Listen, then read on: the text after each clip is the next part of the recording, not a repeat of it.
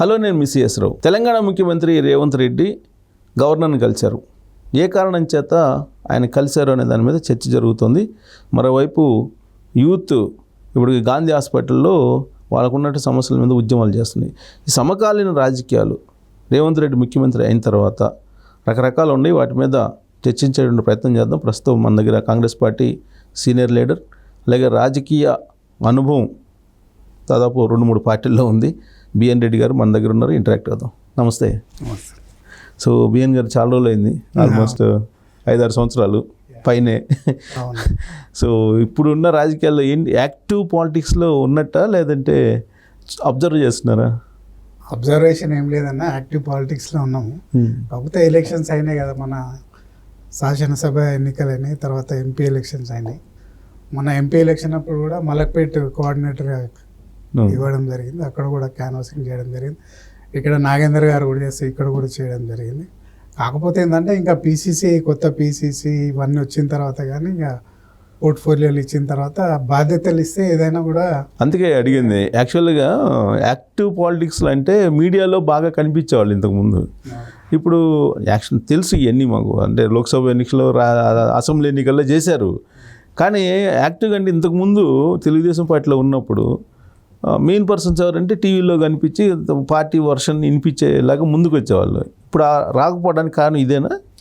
అంటే టీడీపీలో ఉన్నప్పుడన్నా నేను రాష్ట్ర టీఎన్టీసీ అధ్యక్షుని ఉంటే, అఫీషియల్ స్పోక్స్ పర్సన్ ఉంటే, ఖైరతాబాద్ కాన్స్టిట్యున్సీ ఇన్ఛార్జ్ ఉంటే, అనేక కర్మాగారాల్లో నేను కార్మిక నాయకుని ఉంటే, కాబట్టి హైదరాబాద్లో ఉన్న రాజకీయాలన్నీ కూడా మా చుట్టే తిరిగేది. సో అప్పుడు చంద్రబాబు నాయుడు గారు బైఫర్కేషన్ చేసిన తర్వాత, అక్కడ వెళ్ళిపోయిన తర్వాత తెలంగాణ తెలుగుదేశం పార్టీలో కీ రోల్ చేసినప్పుడు మన ముఖ్యమంత్రి గారు కూడా అప్పుడు ఉన్నప్పుడు చాలా యాక్టివ్గా పనిచేసారు. ఆయన కూడా అప్పుడు స్పోక్స్ పర్సనే కదా, ఆయన కూడా స్పోక్స్ పర్సన్ తోటి, తర్వాత మీరు స్పోక్స్ పర్సనే, అప్పుడు ఆయన స్పోక్స్ పర్సనే ఉన్నారు. ఇక తర్వాత మీకు అందరికీ తెలుసు కదా, బైఫర్కేషన్ అయిన తర్వాత పార్టీ ఏ విధంగా, కేసీఆర్ గారు ఏ విధంగా ఒక ముద్ర వేసి టీడీపీని, కాంగ్రెస్ ఆంధ్ర పార్టీ అని ఒక ముద్ర వేసి అన్ని పార్టీలకు వెళ్ళి ఎంపీలను తీసుకున్నటువంటి పరిస్థితి. మరి ఆ రోజు కేసీఆర్ గారు, ఈ రోజు ఎప్పుడో లబలబా అని మొత్తుకుంటా ఉన్నాడు ఈరోజు. కాబట్టి టిట్ ఫర్ టాట్ లాగా న్యాచురల్ జస్టిస్ అని ఒకటి ఉంటుంది. సో అది కంపల్సరీ అక్కడికే వస్తుంది రిజల్ట్ అనేది. ఈ మొత్తం జర్నీలో కీలకమైనటువంటి ఒక మెయిన్ క్రీమ్లో తెలుగుదేశం పార్టీలో పనిచేసిన తర్వాత టీఆర్ఎస్కి వెళ్ళారు కదా, టీఆర్ఎస్ నుంచి ఇప్పుడు కాంగ్రెస్కి ఎలక్షన్ ముందు వచ్చారు. ఈ టోటల్ ప్రయాణంలో మీరు రాజకీయంగా ఎంజాయ్ చేసిన డయాస్ ఏది? డెఫినెట్లీ తెలుగుదేశం అన్న. ఎందుకంటే అన్నగారు పెట్టిన పార్టీ అక్కడ ఒక within the framework, అది రీజనల్ పార్టీ అయినప్పటికీ పార్లమెంటరీ డెమోక్రసీలో ఎట్లుంటుందంటేనా, విత్ ఇన్ ది ఫ్రేమ్ వర్క్లో పనిచేయాల్సి వస్తుంది. చంద్రబాబు నాయుడు గతంలో సరే ఏ ప్రాంతీయ పార్టీ అయినా వ్యక్తుల మీదనే నడుస్తుంది, వాళ్ళ యొక్క ఎజెండా మీదనే నడుస్తుంది. కానీ వర్కింగ్ స్టైల్ అనేది డిఫరెంట్ ఉంటుంది. మీకు తెలియదు ఏముంది, పోలిట్ బ్యూరో ఉండేది. అందరితోటి చంద్రబాబు నాయుడు ఏ విషయం చిన్నదైనా కూడా పొలిట్ బ్యూరోలో పెట్టి డ్యూ ప్రాసెస్, దాని ప్రకారం ఆయన తీసుకుంటారు. అది కూడా ఏ ప్రాంతీయ పార్టీని అదే. ఇప్పుడు అసలు నేషనల్ పార్టీలు కూడా అలానే ఉన్నాయి. బీజేపీ వచ్చిన తర్వాత, బీజేపీ నరేంద్ర మోడీ వచ్చిన తర్వాత ఇంకెక్కువ అయిపోయింది. ఇంకా ఇప్పుడు ప్రాంతీయ పార్టీలు అనుకుంటే ఈరోజు జాతీయ పార్టీ బీజేపీ కూడా మోదీ మీదనే నడుస్తుంది. వాళ్ళ యొక్క సిద్ధాంతం ఎక్కడ పోయిందో, వాళ్ళ వైవిధ్యం ఎక్కడ పోయిందో తెలియదు. కానీ ఈరోజు మన మోదీ మీదనే ఎలక్షన్ జరిగింది, మీ అందరికీ తెలిసిన విషయమే. కాబట్టి అందరూ కూడా 400 400 పార్ అంటే 400 అందరూ అయిపోయింది ఈరోజు. కాబట్టి ఈరోజు ప్రాంతీయ పార్టీ ఏదైనప్పటికీ చంద్రబాబు నాయుడు గారి నాయకత్వం కానీ, ఆ రోజు అన్న ఎన్టీ రామారావు ఉన్నప్పుడు కూడా ఒక విలువలు అనేది ఉండేది ఆ రోజు. ఇప్పుడు ఒక జనరేషన్ గ్యాప్ వచ్చేసింది. ఇప్పుడున్న పొలిటికల్ సినారియోలో ఈరోజు ఎన్నికలు ఏ విధంగా జరుగుతున్నాయో మీకు తెలుసు. ఒకరోజు ధర్నా అంటే 1000-2000 మంది వాలంటరీగా వచ్చే పరిస్థితి ఉంది. ఈరోజు ఏ పార్టీ కూడా వచ్చే పరిస్థితి లేదు. కాబట్టి ఆ ఎంజాయ్మెంట్ వేరే ఉండే. జాతీయ పార్టీలో మేము కొత్తగా రావడం జరిగింది. అందులో కూడా కాంగ్రెస్ కొంచెం డిఫరెంట్గా ఉంటుంది కదా, డిఫరెంట్గా ఉంటుంది. డిఫరెంట్ ఛానల్స్ ఉంటాయి ఇక్కడ, జాతీయ పార్టీ కాబట్టి. సో 29 రాష్ట్రాలను చూసుకోవాలి కాబట్టి ఏఐసిసి వాళ్ళ బాధ్యతలు వేరు ఉంటాయి. కాబట్టి అక్కడి నుంచి ఇన్ఛార్జీలు వస్తుంటారు, వాళ్ళకు అప్రైజల్ చేయాల్సి వస్తుంటుంది. ఈరోజు ప్రాంతీయ పార్టీలు ఏముంటుంది, ఆ అధినాయకుడిని పట్టుకుంటే 20 ఏళ్ళైనా అక్కడనే ఉంటుంది. కానీ ఇక్కడ అట్లా కాదు, డిఫరెంట్. ఇప్పుడు పీసీసీ ప్రెసిడెంట్ ముఖ్యమంత్రి గారు మరి అయిపోయింది, మొన్న 27కి అయిపోయింది. కాబట్టి కొత్త పీసీసీ ప్రెసిడెంట్ వస్తాడు. ఈ పార్లమెంట్ ఇంట్లో ఏంటంటే లిబర్టీ ఎక్కువ, స్వాతంత్రం ఎక్కువ. ఇవాళ ఇంకొకరు ఉంటారు, ఇంకా రేపు ఇంకొకరు కావచ్చు. కాబట్టి ఇక్కడ కొద్దిగా విత్ ఇన్ ది ఫ్రేమ్వర్క్లో జరిగినా కూడా ఒక్కొక్కసారి మనం ఆ విధంగా చొచ్చుకొని పోయే అవకాశం ఉండదు. అలవాటు అయిపోయిందా మరి కాంగ్రెస్ పార్టీ? ఇంకా అలవాటు కాలేదన్న. అదే క్వైట్ ఆపోజిట్ కదా, కొంచెం రైట్ ఆపోజిట్. కాబట్టి అలవాటు అయితే అది పెద్ద ఇష్యూ కాదు. ఏదైనా కూడా ప్రజల సేవ చేయడానికి ఏదో పార్టీలన్నీ ఉన్నాయి కూడా, ప్రభుత్వం అయినా ఏదైనా కూడా స్టైల్ వేరే ఉండొచ్చు, కానీ వర్కింగ్ మాత్రం for the people, by the people, of the people కదా. కాబట్టి దాంట్లో పెద్ద ఇష్యూ ఏముండదు. కాకపోతే జాతీయ పార్టీ కాబట్టి చేసుకోవాల్సి వస్తుంది. సో ఇప్పుడు కాంగ్రెస్ పార్టీలో చేరేటప్పుడు ఖచ్చితంగా ఏదో ఒక హామీ అయితే ఇచ్చుంటారుగా మీకు. ఆ హామీ ఫుల్ఫిల్ అవుతుందా, అయ్యే దిశగా కనపడుతుందా లేదా? ఒకటన్నా, ఇప్పుడు ముఖ్యమంత్రి గారికి నేనేందో తెలుసు, నరేంద్ర రెడ్డి గారికి ఏమో తెలుసు, ఇంకా పెద్ద నాయకులు కూడా అందరికీ తెలుసు. కాబట్టి వాళ్ళు ఇంకా టైం ఉంది కదా, ఇంత తొందరగా మనం వాళ్ళని కూడా ప్రెషర్ పెట్టాల్సిన అవసరం లేదు. కొత్త వారికి అంటే మన గురించి చెప్పొచ్చు. పిసిసి ప్రెసిడెంట్ కానీ ముఖ్యమంత్రి కానీ ఇద్దరు ఒకరే. Adviser to CM Narendra Reddy అయినా కూడా మన గురించి 20 ఏళ్ళ నుంచి తెలుసు, సమకాలీకులు. పైగా గతంలో మనం కూడా ఒకటేసారి పోయి వాళ్ళకి ప్రెషర్ పెట్టాల్సిన అవసరం లేదు. ఇస్తారనే మేము ఆశిస్తున్నాం, చూద్దాం. అంటే ఒక హామీ ఇచ్చిన తర్వాతనే జాయిన్ అయ్యారా కాంగ్రెస్ పార్టీలో? ఏం లేకుండానే బేషరతుగా జాయిన్ అయ్యారా? ఇప్పుడు ధర్మసత్రం కాదు కదా ఇది. రాజకీయం అన్న తర్వాత ఏదో పదవి ఉంటేనే మనం ప్రజలకు సేవ చేయగలుగుతాం. ఇప్పుడు కూడా చేస్తాం, ఇండైరెక్ట్గా చేస్తాం. ప్రజాస్వామ్యంలో మేము విద్యార్థి దశ నుంచి 30 సంవత్సరాల నుంచి రాజకీయాల్లో ఉన్నాం. పార్టీ పదవి లేకున్నా కూడా మేము ప్రజల్లో ఉన్నాం. ఇప్పటికీ ఖైరతాబాద్ కాన్స్టిట్యున్సీలో ఆ రోజు పీజీఆర్ నుంచి కొట్లాడుకుంటా ఈ రోజుకి ఖైరతాబాద్లో రాజకీయాలు చేస్తాము. ఏనాడు కూడా మేము అఫీషియల్గా పదవులు చేసింది ఏం లేదు. పార్టీ పదవులే కానీ గవర్నమెంట్ పదవులు అంటే మాకు ఎప్పుడు రాలేదు. పార్టీ పదవులు ఉంటేనే కదా ఇప్పుడు మీకు పార్టీ పదవి ఇచ్చి మీకు ఇస్తే ఈ పార్టీకి మా పార్టీ వాయిస్ బలంగా వెళ్ళుండేది కదా. ఎగ్జాక్ట్లీ. ఏంటంటే ఇప్పుడు కొత్త పీసీస్ వచ్చిన తర్వాత ఇస్తారని అనుకుంటున్నా, చూద్దాం ఏం జరుగుతుందో. సో ఇప్పుడు ఏంటి మరి రేవంత్ రెడ్డి పాలన ఎలా ఉంది? ఆయన ఏమో బీఆర్ఎస్ వాళ్ళు ఏమో జస్ట్ ఇంకా 20 రోజులు ఆగిన గవర్నమెంట్ పడిపోతుందని ఎప్పటికప్పుడు అంటున్నారు. ఇక బీఆర్ఎస్ వాళ్ళు గెలిచిన 10 రోజులకే అన్నారు 3 నెలలు ఉండదు, 6 నెలలు ఉండదు. ఈ విధంగా పిల్లి శాపనార్థాలు పెట్టినట్టు పెడతా ఉన్నారు వాళ్ళు. ఒకసారి మ్యాండేట్ ఇచ్చిండ్రు, 65 సీట్లు ఇవ్వడం జరిగింది. ఈరోజు ఏం చెప్తున్నారు, 6 నెలల్లో పోతుంది, లేకుంటే 3 నెలల్లో పోతుంది అని చెప్పడం అది మంచి పద్ధతి కాదు. 10 సంవత్సరాలు మీరు 9.5 సంవత్సరాలు మీరు ఎంజాయ్ చేసారు పవర్ని. ఒక 5 సంవత్సరాలు కనీసము. ఇప్పుడు ఏంటంటే మ్యాండేట్ ఇచ్చిన తర్వాత 2.5 సంవత్సరాల తర్వాత పర్ఫార్మెన్స్ ఏందో తెలుస్తుంది. ఇప్పటివరకు పరిపాలన షురూ కాలేదు. వచ్చిన 1-2 నెలల్లోనే మళ్ళీ ఎలక్షన్స్ వచ్చినాయి. తర్వాత రాబోయే రోజుల్లో మళ్ళీ స్థానిక సంస్థల ఎన్నికలు ఉన్నాయి. ఒక 2 years తర్వాత ఆయన పరిపాలన ఏందని తెలుస్తుంది. అప్పుడు చెప్పాలి, కానీ ఇప్పుడే ఏదో ఇమ్మెచ్యూర్ లీడర్ లాగా ఇప్పుడు పడిపోతుందని చెప్తే, ఈ విధంగా పడిపోతుందంటే నీ ఎమ్మెల్యేలు ఎందుకు పోతున్నారు? నీ మీద ట్రస్ట్ లేకనే వెళ్ళిపోతున్నారు కదా. నీ దగ్గర అంత గట్సే ఉంటే 6 నెలల్లో పడిపోతుందని పబ్లిక్లో చెప్తున్నావు, కానీ నీ ఎమ్మెల్యేలో వింటలేదు. 6 నెలల్లో పడిపోతే నీ ఎమ్మెల్యే ఎందుకు పోతారు? 25 మంది కాంగ్రెస్ ఎమ్మెల్యేలు టచ్లో ఉన్నారని చెప్పి కేసీఆర్ ఈ మధ్యకాలంలో చేసినటువంటి ఒక వ్యాఖ్య గుర్తుందా? గుర్తున్నది. 25 మంది కాంగ్రెస్ ఎమ్మెల్యేలు కేసీఆర్కి టచ్లో ఉంటే మరి నీ దగ్గర ఉన్న 6-7 మంది ఎమ్మెల్యేలు ఎందుకు జారుతున్నారు? నువ్వు ఎప్పుడైతే కన్విన్స్ చేయలేవో, ఒక లీడర్ ఒక కార్యకర్తని కన్విన్స్ చేస్తే అతను ఉంటాడు. నువ్వు ఉద్యమకారునిగా 9.5 సంవత్సరాలు ముఖ్యమంత్రిగా ఉండి అన్ని విధాల డబ్బులు ఉండి వెల్త్ హెల్త్ అన్నీ ఉన్న తర్వాత నీ యొక్క 39 మందినే కాపాడుకోలేకపోతున్నావు. ఇంకా నువ్వు మాట్లాడుతున్నావు కాంగ్రెస్లో ఉన్న 25 మంది నాకు టచ్లో ఉన్నది అనేది ఏ విధంగా అర్థం చేసుకోవాలో మీ అందరికీ తెలుసు. ఇంకోటి ఏంటంటే ఏకనాథ్ షిండే వచ్చేస్తున్నారు అనేది తరచూ వినిపిస్తుంది కదా. రేవంత్ రెడ్డి ప్రమాణ స్వీకారం చేసిన మరుసటి రోజు నుంచి వినిపిస్తుంది ఇది. ఏంటి ఆ ఏకనాథ్ షిండే ఎవరు? ఏకనాథ్ లేదు, తోకనాథ్ షిండే లేదు, కేసీఆర్ అన్నట్టు. ఇప్పుడు ప్రభుత్వం వచ్చి 6 నెలలు అయిందన్న, 7వ నెల నడుస్తూ ఉంది. అందరూ కూడా 10 సంవత్సరాల నుంచి కార్యకర్తలు జైలులో పోయి కేసులు పెట్టుకొని కాంగ్రెస్ కార్యకర్తలంతా బాధపడి ఉన్నారు. ఈరోజు వచ్చిన తర్వాత ఏదైతే 6 గ్యారెంటీలు ఒక్కొక్కటి అమలు చేసుకుంటూ వస్తున్నారు. ఇప్పుడు రుణమాఫీ కూడా August 15th లోపల చేస్తామంటున్నాడు. ఒక్కొక్కటి చేస్తున్నావు. రైతు బంధు కానీ, రైతు భరోసా కానీ, ఈ యొక్క బోనస్ కానీ ఇవన్నీ సన్నోట్లకి ఇస్తామంటున్నారు. ఇప్పుడు అవన్నీ చేసుకున్న తర్వాతనే కదా నేను ఇంతకుముందు అన్నట్టుగా 2 సంవత్సరాలు అయితే కానీ తెలియదు. అప్పుడు ఏకనాథ్ షిండేనా ఇంకో షిండే వస్తాడని అప్పుడు అనాలి, కానీ ఇప్పుడు ఏకనాథ్ షిండే లేరు, ఎవరు లేరు. ఏమైనా ఉంటే నీ దాంట్లోనే ఉండాలి, హరీష్ రావు ఇంకెవరో XYZ. ఎందుకంటే ఆ 39 మంది తీసుకొని వచ్చి ఇంకేదైనా చేసినా చేసుకోవచ్చు, కానీ కాంగ్రెస్ పార్టీలో ఏకనాథ్ షిండే కావాల్సిన అవసరం ఎవరికి లేదు. సీనియర్స్ కోమటిరెడ్డి వెంకరెడ్డి కానీ రాజనరసింహ కానీ అందరూ కూడా ఈరోజు బట్టి కానీ ఉత్తమ్ కుమార్ రెడ్డి అందరూ కూడా దే ఆర్ ఎంజాయింగ్ దేర్. వాళ్ళు ముఖ్యమంత్రులు కాకపోవచ్చు, వాళ్ళ పోర్ట్ఫోలియో వాళ్ళు కాంగ్రెస్ పార్టీలో ఆ బ్యూటిఫుల్ ఉంటుంది. ఉన్నది. కాంగ్రెస్ పార్టీలో ఎవరికి వాళ్ళే సీఎం. ఏముండే ఒక మినిస్టర్ కూడా అందరు చెప్పారు, మహమూద్ అలీ ఆ రోజు మేము ఉండేది సోమాజిగూడనే, ప్రగతి భవన్లో మీటింగ్ జరుగుతుంటుంది, కమిషనర్ డీజీపీ ఏమో సీఎం పక్కన ఉంటాడు, హోమ్ మినిస్టర్ గేట్ దగ్గర ఆపితే ఇంటికి పోయిన పరిస్థితి వచ్చింది. కాబట్టి ప్రోటోకాల్ ప్రకారం ముఖ్యమంత్రి ఒక్కటే ఉండట్టు కాబట్టి రేవంత్ రెడ్డి గారు ముఖ్యమంత్రి అయినరు.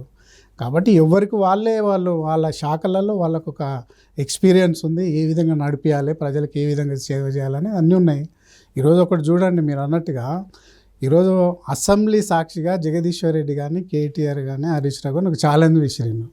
ఏమని, మీకు ఇష్టం వచ్చిన ఎంక్వైరీ చేసుకోండి, ఒక కమిషన్ ఏంటి సిట్టింగ్ జడ్జి తోటి ఏమని చెప్పిండు. ఇదే మన జగదీశ్వర్ రెడ్డి గారు. అయితే హైకోర్టు సిట్టింగ్ జడ్జి తోటి ఏమని చెప్తే వాళ్ళకు, మా దగ్గర ఇప్పటికే తక్కువ ఉన్నారు జడ్జిలు, మీరు రిటైర్డ్ జడ్జి తోటి వేసుకోండి, మీరు దానికి దీనికి ఏం తేడా లేదన్నారు. ఈరోజు ఎల్ నరసింహారెడ్డి గారిని జస్టిస్ కమిషన్ వేస్తే రిటైర్డ్ జడ్జి తోటి మీది నీ చెల్లదు అన్నప్పుడు నీకేముంది, పోయి చెప్పుకోండి, మీకు ఏదైనా ఉంటే చెప్పుకోండి, ఇది తప్ప. మీకు మీరు అడ్వకేట్ కూడా కదా, సో అసలు అది చట్టబద్ధత కాదు, చట్టబద్ధతతో కూడినటువంటి కమిషన్ కాదు అంటున్నాడు కదా కేసీఆర్. లెటర్ కూడా రాశాడు కదా. చాలా తప్పది. నేనేమంది కొట్టేసింది కదా, ఈరోజే జడ్జిమెంట్ వచ్చింది కదా, ఏమొచ్చింది, ఇది మేము ఇంటర్ఫియర్ ఏం కాదు, దాని శాంటిటీ ఉందని చెప్పింది కదా, నువ్వేమన్నా చట్టబాధితులే అని కోర్టుకు పోయినావు, కొట్టేసింది. కమిషన్ అనేది సిట్టింగ్ జడ్జి కానీ రిటైర్డ్ జడ్జి తోటి ఎవరైనా వేసుకోవచ్చు. కమిషన్ ముందు నువ్వు ఏదైనా చెప్పు, అది తప్పు ఇది తప్పు, నేను అక్కడికి వెళ్ళి ఛత్తీస్గఢ్కి వెళ్ళి కరెక్ట్గానే తీసుకొచ్చిన, రెగ్యులేటరీ కమిషన్ పర్మిషన్ తీసుకున్నా, లేకుంటే మేమంతా కూడా క్యాబినెట్ రెజల్యూషన్ తీసుకున్నా, ఎక్కడ ఫ్రాడ్ అని చెప్పు, నువ్వు ఏదైతే బయట చెప్తున్నావు అదే చెప్పు. ఇప్పుడు ఆల్రెడీ 2 సార్లు సమన్లు ఇచ్చినట్టున్నారు, కానీ హాజరు కాలేదు, కూడా పోయింది కదా, పోయారు, కొట్టేయమని చెప్పి ఏమైంది కొట్టేశారు. నెక్స్ట్ స్టెప్ ఏంటి మరి గవర్నమెంట్ది? పోవాలి కదా కంపల్సరీ. ఆయన రావడానికి ఇష్టపడలేదు, నేను రాను అని చెప్తున్నాడు కదా. ఎక్స్పర్ట్గా చేస్తారు, ఆయన ఇస్తాడు, ఆయన జడ్జిమెంట్ ఏందో ఆయన ఇస్తాడు. కమిషన్ అరెస్ట్ అవకాశం ఉంటుందా? అరెస్ట్ అయితే ఆయన కమిషన్ ఆయన అంతా డ్రాఫ్టింగ్ చేసి ఒక అవగాహనకు వచ్చి జడ్జిమెంట్ ఇస్తాడు ఆయన. దాని తర్వాత ఏం చేయాలో ఉంటుంది. లీగల్గా ఇప్పుడు రాకపోతే కనుక ఏంటి అసలు ప్రాసెస్ ఏంటి? ఇప్పుడు ఆయన 2 సార్లు సమన్లు ఇచ్చారు, సరే ఆయన సవాల్ చేసి కోర్టుకు వెళ్ళారు, కోర్టు ఏమో వెళ్ళి చెప్పుకో ఏమైద్ది అన్నట్టుగా చెప్పారు. ఇవాళ మళ్ళీ సమన్లు ఇస్తారు. కాన్స్టిట్యూషన్ పవర్ అన్న, కమిషన్ అంటే కాన్స్టిట్యూషన్ పవర్. కమిషన్ కానీ ఫైనాన్స్ ఎనీ కమిషన్ చట్టబద్ధత ఉంటుంది, కాన్స్టిట్యూషన్ పవర్ ఉంటుంది దానికి. కాబట్టి ఆ కమిషన్లు ఏదైతే ఉన్నాయో దాని తర్వాత క్రిమినల్ కేసులు బుక్ అవుతాయి. సో ఆటోమేటిక్గా క్రిమినల్ కేసు బుక్ అయితే ఇక తర్వాత డ్యూ కోర్స్ ఆఫ్ ప్రాసెస్లో ఏమైతే అది జరిగిపోతుంది. కాంగ్రెస్ పార్టీ మీకు గుర్తుంది కదా, ప్రచారంలో కూడా ఉన్నారు కాబట్టి రాహుల్ గాంధీ కాళేశ్వరం దగ్గరికి వెళ్ళాడు ప్రచారం, అదే ఎలక్షన్ ముందు, అసెంబ్లీ ఎలక్షన్ ముందు వెళ్ళి ఆయన చెప్పింది ఏంటంటే, సంపద దోచేసుకున్నారు కల్వకుంట్ల ఫ్యామిలీ, దాన్ని మొత్తం రికవరీ చేసి అందరికి పంచుతాను అన్నాడు. ఇదే డైలాగ్ 2014లో నిన్న నరేంద్ర మోడీ దగ్గర నుంచి బ్లాక్ మనీ ఇది. ఇప్పుడు అసలు జరుగుతున్న ప్రాసెస్ ప్రకారం కేసీఆర్ దోచుకున్న సొమ్ముని అసలు రికవరీ చేసుకునే అవకాశం ఉందా? రికవరీ అంటే చూడన్నా, ఇప్పుడు 2 రకాలు ఉంటుంది. మోదీ అన్నదేమో స్విస్ బ్యాంకులు ఉన్నది, ఇన్ని వేల కోట్లు ఉన్నాయి కాబట్టి తీసుకొస్తే అన్నారు. ఇక్కడ ఏంటంటే కరప్షన్ జరిగింది. కరప్షన్ ఏంటంటే అన్ని నామినేషన్ మీద ఇవ్వడం, గ్లోబల్ టెండర్స్ పిలవకపోవడం, నాసిరంగా ఏదైతే ఆయన ఇచ్చిండో అవన్నీ కూడా ఇప్పుడు మీరు చూస్తున్నారు కదా. ఇప్పుడు ఒక పిల్లర్ 80 పిల్లర్లలో 3 పిల్లర్లు పోతాయి అంటే నడిపూస పోతే అన్ని పోయినట్టే కదా, పెరాలిటిక్ అయిపోతారు. కాబట్టి అందులో కరప్షన్ జరిగింది. అప్పుడు ఉన్నటువంటి జయప్రకాష్ నారాయణ కానీ మురళి కానీ అనేక మంది మేధావులు కూడా చెప్పడం జరిగింది. మేము కూడా అనేక సభల్లో మేము టీడీపీలో ఉన్నప్పుడు కూడా అనేక రకాలుగా చెప్పినాం, ఇది వయబుల్ కాదు ఇది. ఎందుకంటే 3 లిఫ్ట్లు, ఒక్క లిఫ్ట్ తోటి వచ్చేది ఏదైతే వచ్చేదో ప్రాణహిత చెవిల, దాన్ని 3 లిఫ్ట్లో పెట్టి పైకి వెళ్ళి కిందికి, కిందికి వెళ్ళి పైకి, పైకి వెళ్ళి కిందికి. ఇది దీంట్లో కరెంట్ అనేది 10,000 కోట్లు వస్తుందని ప్రతి ఒక్కరు చెప్పడం జరిగింది. వైబిలిటీ కాదు అన్ని అదే ఎంత చెప్పారు, అయిపోయింది, 1,00,000 కోట్లు పెట్టి నిర్మించారు అనుకోండి, దాని మీదనేమో ఘోష్ కమిటీ వేసినట్టున్నారు కదా, ఇదేమో నరసింహారెడ్డి కమిటీ చేశారు. ఆ ఫోన్ ట్యాపింగ్ ఏమో అదేదో అట్నే నడుస్తుంది. అసలు నిజంగానే రాహుల్ గాంధీ చెప్పినట్టు ఏదన్నా ఒక పైసా అన్న రికవరీ వస్తుందా జనాలకి? 100% వస్తుంది అన్న, 100% వస్తుంది. ఎందుకంటే ఇప్పుడు వాళ్ళు ఇప్పుడున్న దాని ప్రకారంగా ముఖ్యమంత్రి గారు ఆయన చట్టబద్ధంగా ఎవరినైనా అరెస్ట్ చేయొచ్చు, కరప్షన్ జరిగిందంటే. అంటే రాగానే కక్ష సాధింపు చర్యలు పాడుపడుతున్నాను ఒక ఇది రాకుండా ఒక కమిషన్ వేసి ఎంక్వైరీ కమిషన్లో తేలిన తర్వాత దాని ప్రకారం ఏ విధంగా సుమోటోగా ఇప్పుడు ఫోన్ ట్యాపింగ్ ఉన్నదండి, వాళ్ళు చేస్తూ ఉన్నారు. ఎంతోమంది ఆఫీషియల్స్ అంతా డీసీపీలు రాధాకృష్ణరావు అందరు లోపల ఉన్నారు. కానీ జస్టిస్నే ప్రలోభ పెట్టిరని చెప్పిన దానికి ఒక పేపర్లు వచ్చిన దానికి మీలాంటి మీడియాలో వచ్చిన దానికి సుమోటోగా జస్టిస్ తీసుకొని ఈరోజు కేసు బుక్ చేసింది హైకోర్టు, సుమోటోగా తీసుకొని. జడ్జిల ఫోన్ కూడా ట్యాప్ చేసిరండి, సుమోటోగా తీసుకుంది. కాబట్టి ఇప్పుడు డైరెక్ట్గా మేము అరెస్ట్ చేస్తే కక్ష సాధింపు చర్యలు అని చెప్పి రేవంత్ రెడ్డి మా ముఖ్యమంత్రి గారు కూడా అన్నిట్లో కమిషన్ వేసారు. ఇప్పుడు అరెస్ట్ చేస్తారు, ఓకే బాగానే ఉంది అనుకుందాం కొద్దిసేపు. అరెస్ట్ చేసినందువల్ల ప్రజలకు వచ్చేది ఏం లేదు. రాహుల్ గాంధీ చెప్పినట్టు రికవరీ రాదు. వాళ్ళకి కావాల్సింది ఇప్పుడు రేవంత్ రెడ్డి ఎన్నికల ముందు ఏం చెప్పారు, దాదాపు 10,000 ఎకరాలు హైదరాబాద్ చుట్టూ ఆక్రమించుకున్నారు, 1,00,000 కోట్లు సంపాదించారని చెప్పారు. దాంట్లో ఎంతో కొంత అయితే రికవరీ చేయాలి కదా. అది రికవరీ ఉంటుందా ఉండదా? ఎందుకంటే ఇప్పుడు మన కోకాపేటలో వాళ్ళ పార్టీకి ల్యాండ్ తీసుకున్నారు, అక్కడ కాస్ట్ 100 కోట్లు అని ఆయనే చెప్పాడు, కేసీఆర్ చెప్పాడు. మరి అది కూడా ఇంతవరకు రికవరీ అది కనీసం మళ్ళీ వెనక్కి తీసుకునే ప్రయత్నం చేయలేదు. చెప్పింది కదా క్యాన్సిల్ చేస్తామని చెప్పి. 11 ఎకరాలు అవసరం లేదు కదా, అసలు ఎందుకు ఉంది కదా, అవసరం లేదు కదా. రూపాయికి గజంలాగా నువ్వు 11 ఎకరాలు అంటే ప్రభుత్వ ఆస్తిని కస్టోడియన్ అండి, 5 సంవత్సరాలు ఏ గవర్నమెంట్ కస్టోడియన్. నువ్వు కస్టోడియన్కి వచ్చినప్పుడు ప్రాపర్టీలను కాపాడాలి. కానీ ఇష్టం వచ్చిన 11 ఎకరాలు నాకు తెలంగాణ భవన్ నాదే, ప్రతి జిల్లాలో 2 స్వామీజీలకి ఇచ్చాడు. స్వామి చెప్తున్నాను కదా, ఇప్పుడు కస్టోడియన్కి వచ్చినప్పుడు నువ్వు ప్రాపర్టీని కాపాడడానికి వచ్చినావు, 5 సంవత్సరాలు కాపాడుతూ ప్రజలకు సేవ చేయడానికి వచ్చారు తప్ప ప్రజల ప్రాపర్టీస్ని ఇష్టం వచ్చినట్టు నువ్వే పార్టీకి తీసుకోవడం అనేది ఇల్లీగల్. అది గతంలో కూడా పార్టీ ఆఫీసులు తీసుకున్నారు. ఇప్పుడు ఎన్టీఆర్ ట్రస్ట్ భవన్ ఉందండి, చంద్రబాబు నాయుడు ముఖ్యమంత్రి, అయినా కూడా అది లీజ్ కిందనే ఉంది. ఈ రోజుకి పార్టీ ఆఫీసులు ఉన్నాయి చాలా వరకు. కానీ ఇలాగా ఇష్టం వచ్చినట్టు ఈయన కూడా పార్టీ ఆఫీస్ ఉంది కదా, రాష్ట్ర పార్టీ ఆఫీస్ ఉంది కదా ప్రతి మన అది కూడా రాజశేఖర రెడ్డి ఉన్నప్పుడు రూపాయలాగా ఇచ్చేసి తెలంగాణ భవన్ ఇచ్చారు కదా. రాజశేఖర రెడ్డి అది ఉండగా ఇది తీసుకోవచ్చు, అసలు తీసుకోవడానికి లేదు. ఏదో ట్రైనింగ్ సెంటర్ పెడతాం, స్కిల్ డెవలప్మెంట్ అని చెప్పి వెల్ఫేర్ ట్రస్ట్ ఉంది కదా, ఎన్టీఆర్ ట్రస్ట్ లాగా ఒకటి పెట్టి పార్టీ తరపున నడిపిస్తామని చెప్పి వాళ్ళు 11 ఎకరాలు ఏకచక్రాధిపత్యంగా లీజు తీసుకోవచ్చు. లీజు తీసుకుంటే ఎవరేమన్నా అదే గవర్నమెంట్ వాళ్ళది ఉంది కాబట్టి ఇష్టానుసారంగా చేసి అది క్యాన్సిల్ చేయొచ్చు నాకు తెలిసినంతవరకు. 11 ఎకరాలు అంటే ఇప్పుడు పబ్లిక్ మనీ అంటే తెలంగాణ వ్యాప్తంగా ఆయనకి ఇలాంటివి చాలా ఉన్నాయి అంటున్నారు కదా. ఉన్నాయి, చాలా ఉన్నాయి. మరి వాటి పరిస్థితి మీరేం చేస్తారు? మరి అన్ని ఎంక్వైరీలు నడుస్తూ ఉన్నాయి.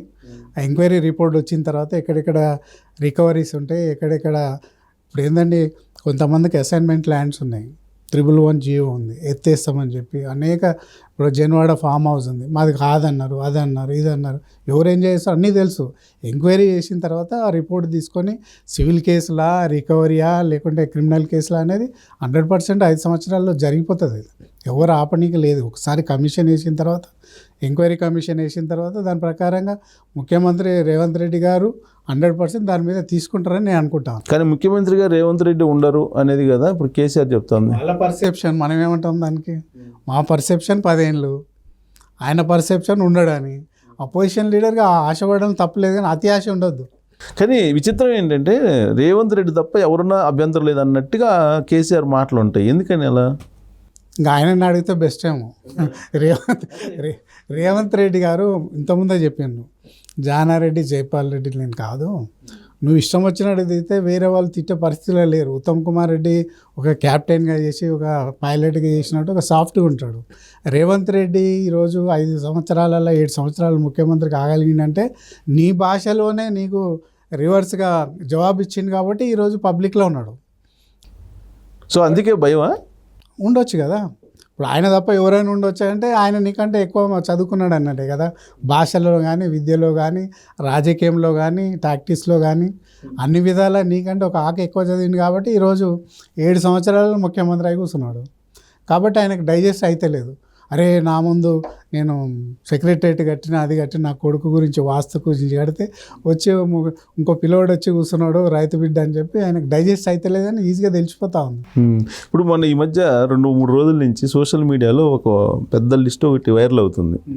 రేవంత్ రెడ్డి ముఖ్యమంత్రి అయిన తర్వాత పోస్టులు ఎవరెవరికి ఇచ్చారు, నామినేటెడ్ పోస్టులు అంటే మొత్తం రెడ్డిస్ ఆల్మోస్ట్ ఒక 40 ఉన్నాయి ఇప్పటి వరకు ఇచ్చిన నామినేటెడ్ పోస్టులు. ఆయన రెడ్లకు మాత్రమే ప్రాధాన్యత ఇస్తున్నాడు అనేది ఒకటి సోషల్ మీడియాలో వైరల్ అవుతుంది. అందులో 35 ఇచ్చిన అన్న 35లో 7 మందో 8 మందో ఉన్నారు.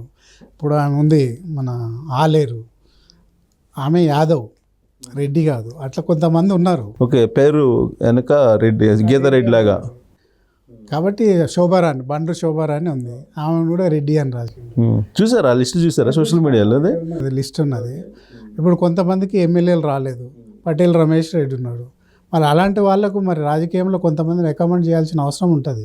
కాబట్టి అంతలో 35లో 7-8 మంది ఉన్నారు. మిగతా వాళ్ళంతా కూడా ఎస్సీ ఎస్టీలు బీసీలు చాలామంది ఉన్నారు. కమ్మ సామాజిక వర్గం ఉన్నారు, వెల్మ సామాజిక వర్గం ఉన్నారు, చాలామంది ఉన్నారు. అందులో మొత్తం ఏం లేదు అందులో. కాకపోతే కొంతమంది ఎక్కువ ఉంటారని చెప్పి ఇది చేస్తున్నారు. కానీ ఎమ్మెల్యేలు కానీ టికెట్ రాని వాళ్ళకే ఇచ్చిండ్రు. ఎవరైతే పార్టీకి పనిచేసిండ్రో ఓ 10 సంవత్సరాల నుంచి, గతంలో పీసీసీ ప్రెసిడెంట్ అయినాక కూడా అనేక రకాలుగా వేధింపులు జరిగినప్పుడు ఉద్యమం చేసినటువంటి కాంగ్రెస్ కార్యకర్తలకే ఇచ్చిండ్రు. ఎవరు కూడా సీనియర్ మోస్ట్కి ఎవరికి ఇవ్వలేదు. ఎమ్మెల్యే ఎంపీ టికెట్ రాని వాళ్ళకి కార్యకర్తలకే ఇచ్చిండ్రు. తర్వాత ఫ్రంటల్ ఆర్గనైజేషన్ చేసినటువంటి రియాజు వీళ్ళందరికీ కూడా ఇవ్వడం జరిగింది. కానీ బీఆర్ఎస్ పార్టీ వాళ్ళ ఆశ ఏంటంటే రేవంత్ రెడ్డికి నెగిటివ్ స్టార్ట్ అయిపోయింది. అసలు ఎందుకు రేవంత్ రెడ్డిని గెలిపించాము అనేది ప్రజలే లెంపలేసుకుంటున్నారు అనేది వాళ్ళ అంచనా. ఇప్పుడు అపోజిషన్ ఉన్నప్పుడు ఏ ఒక్క చిన్న విషయం ఉన్నా కూడా పెద్దగా చేయాలని చూస్తాడు, అది న్యాచురల్. ప్రజాస్వామ్యంలో క్వశ్చన్ చేయడం అనేది తప్పు కాదు.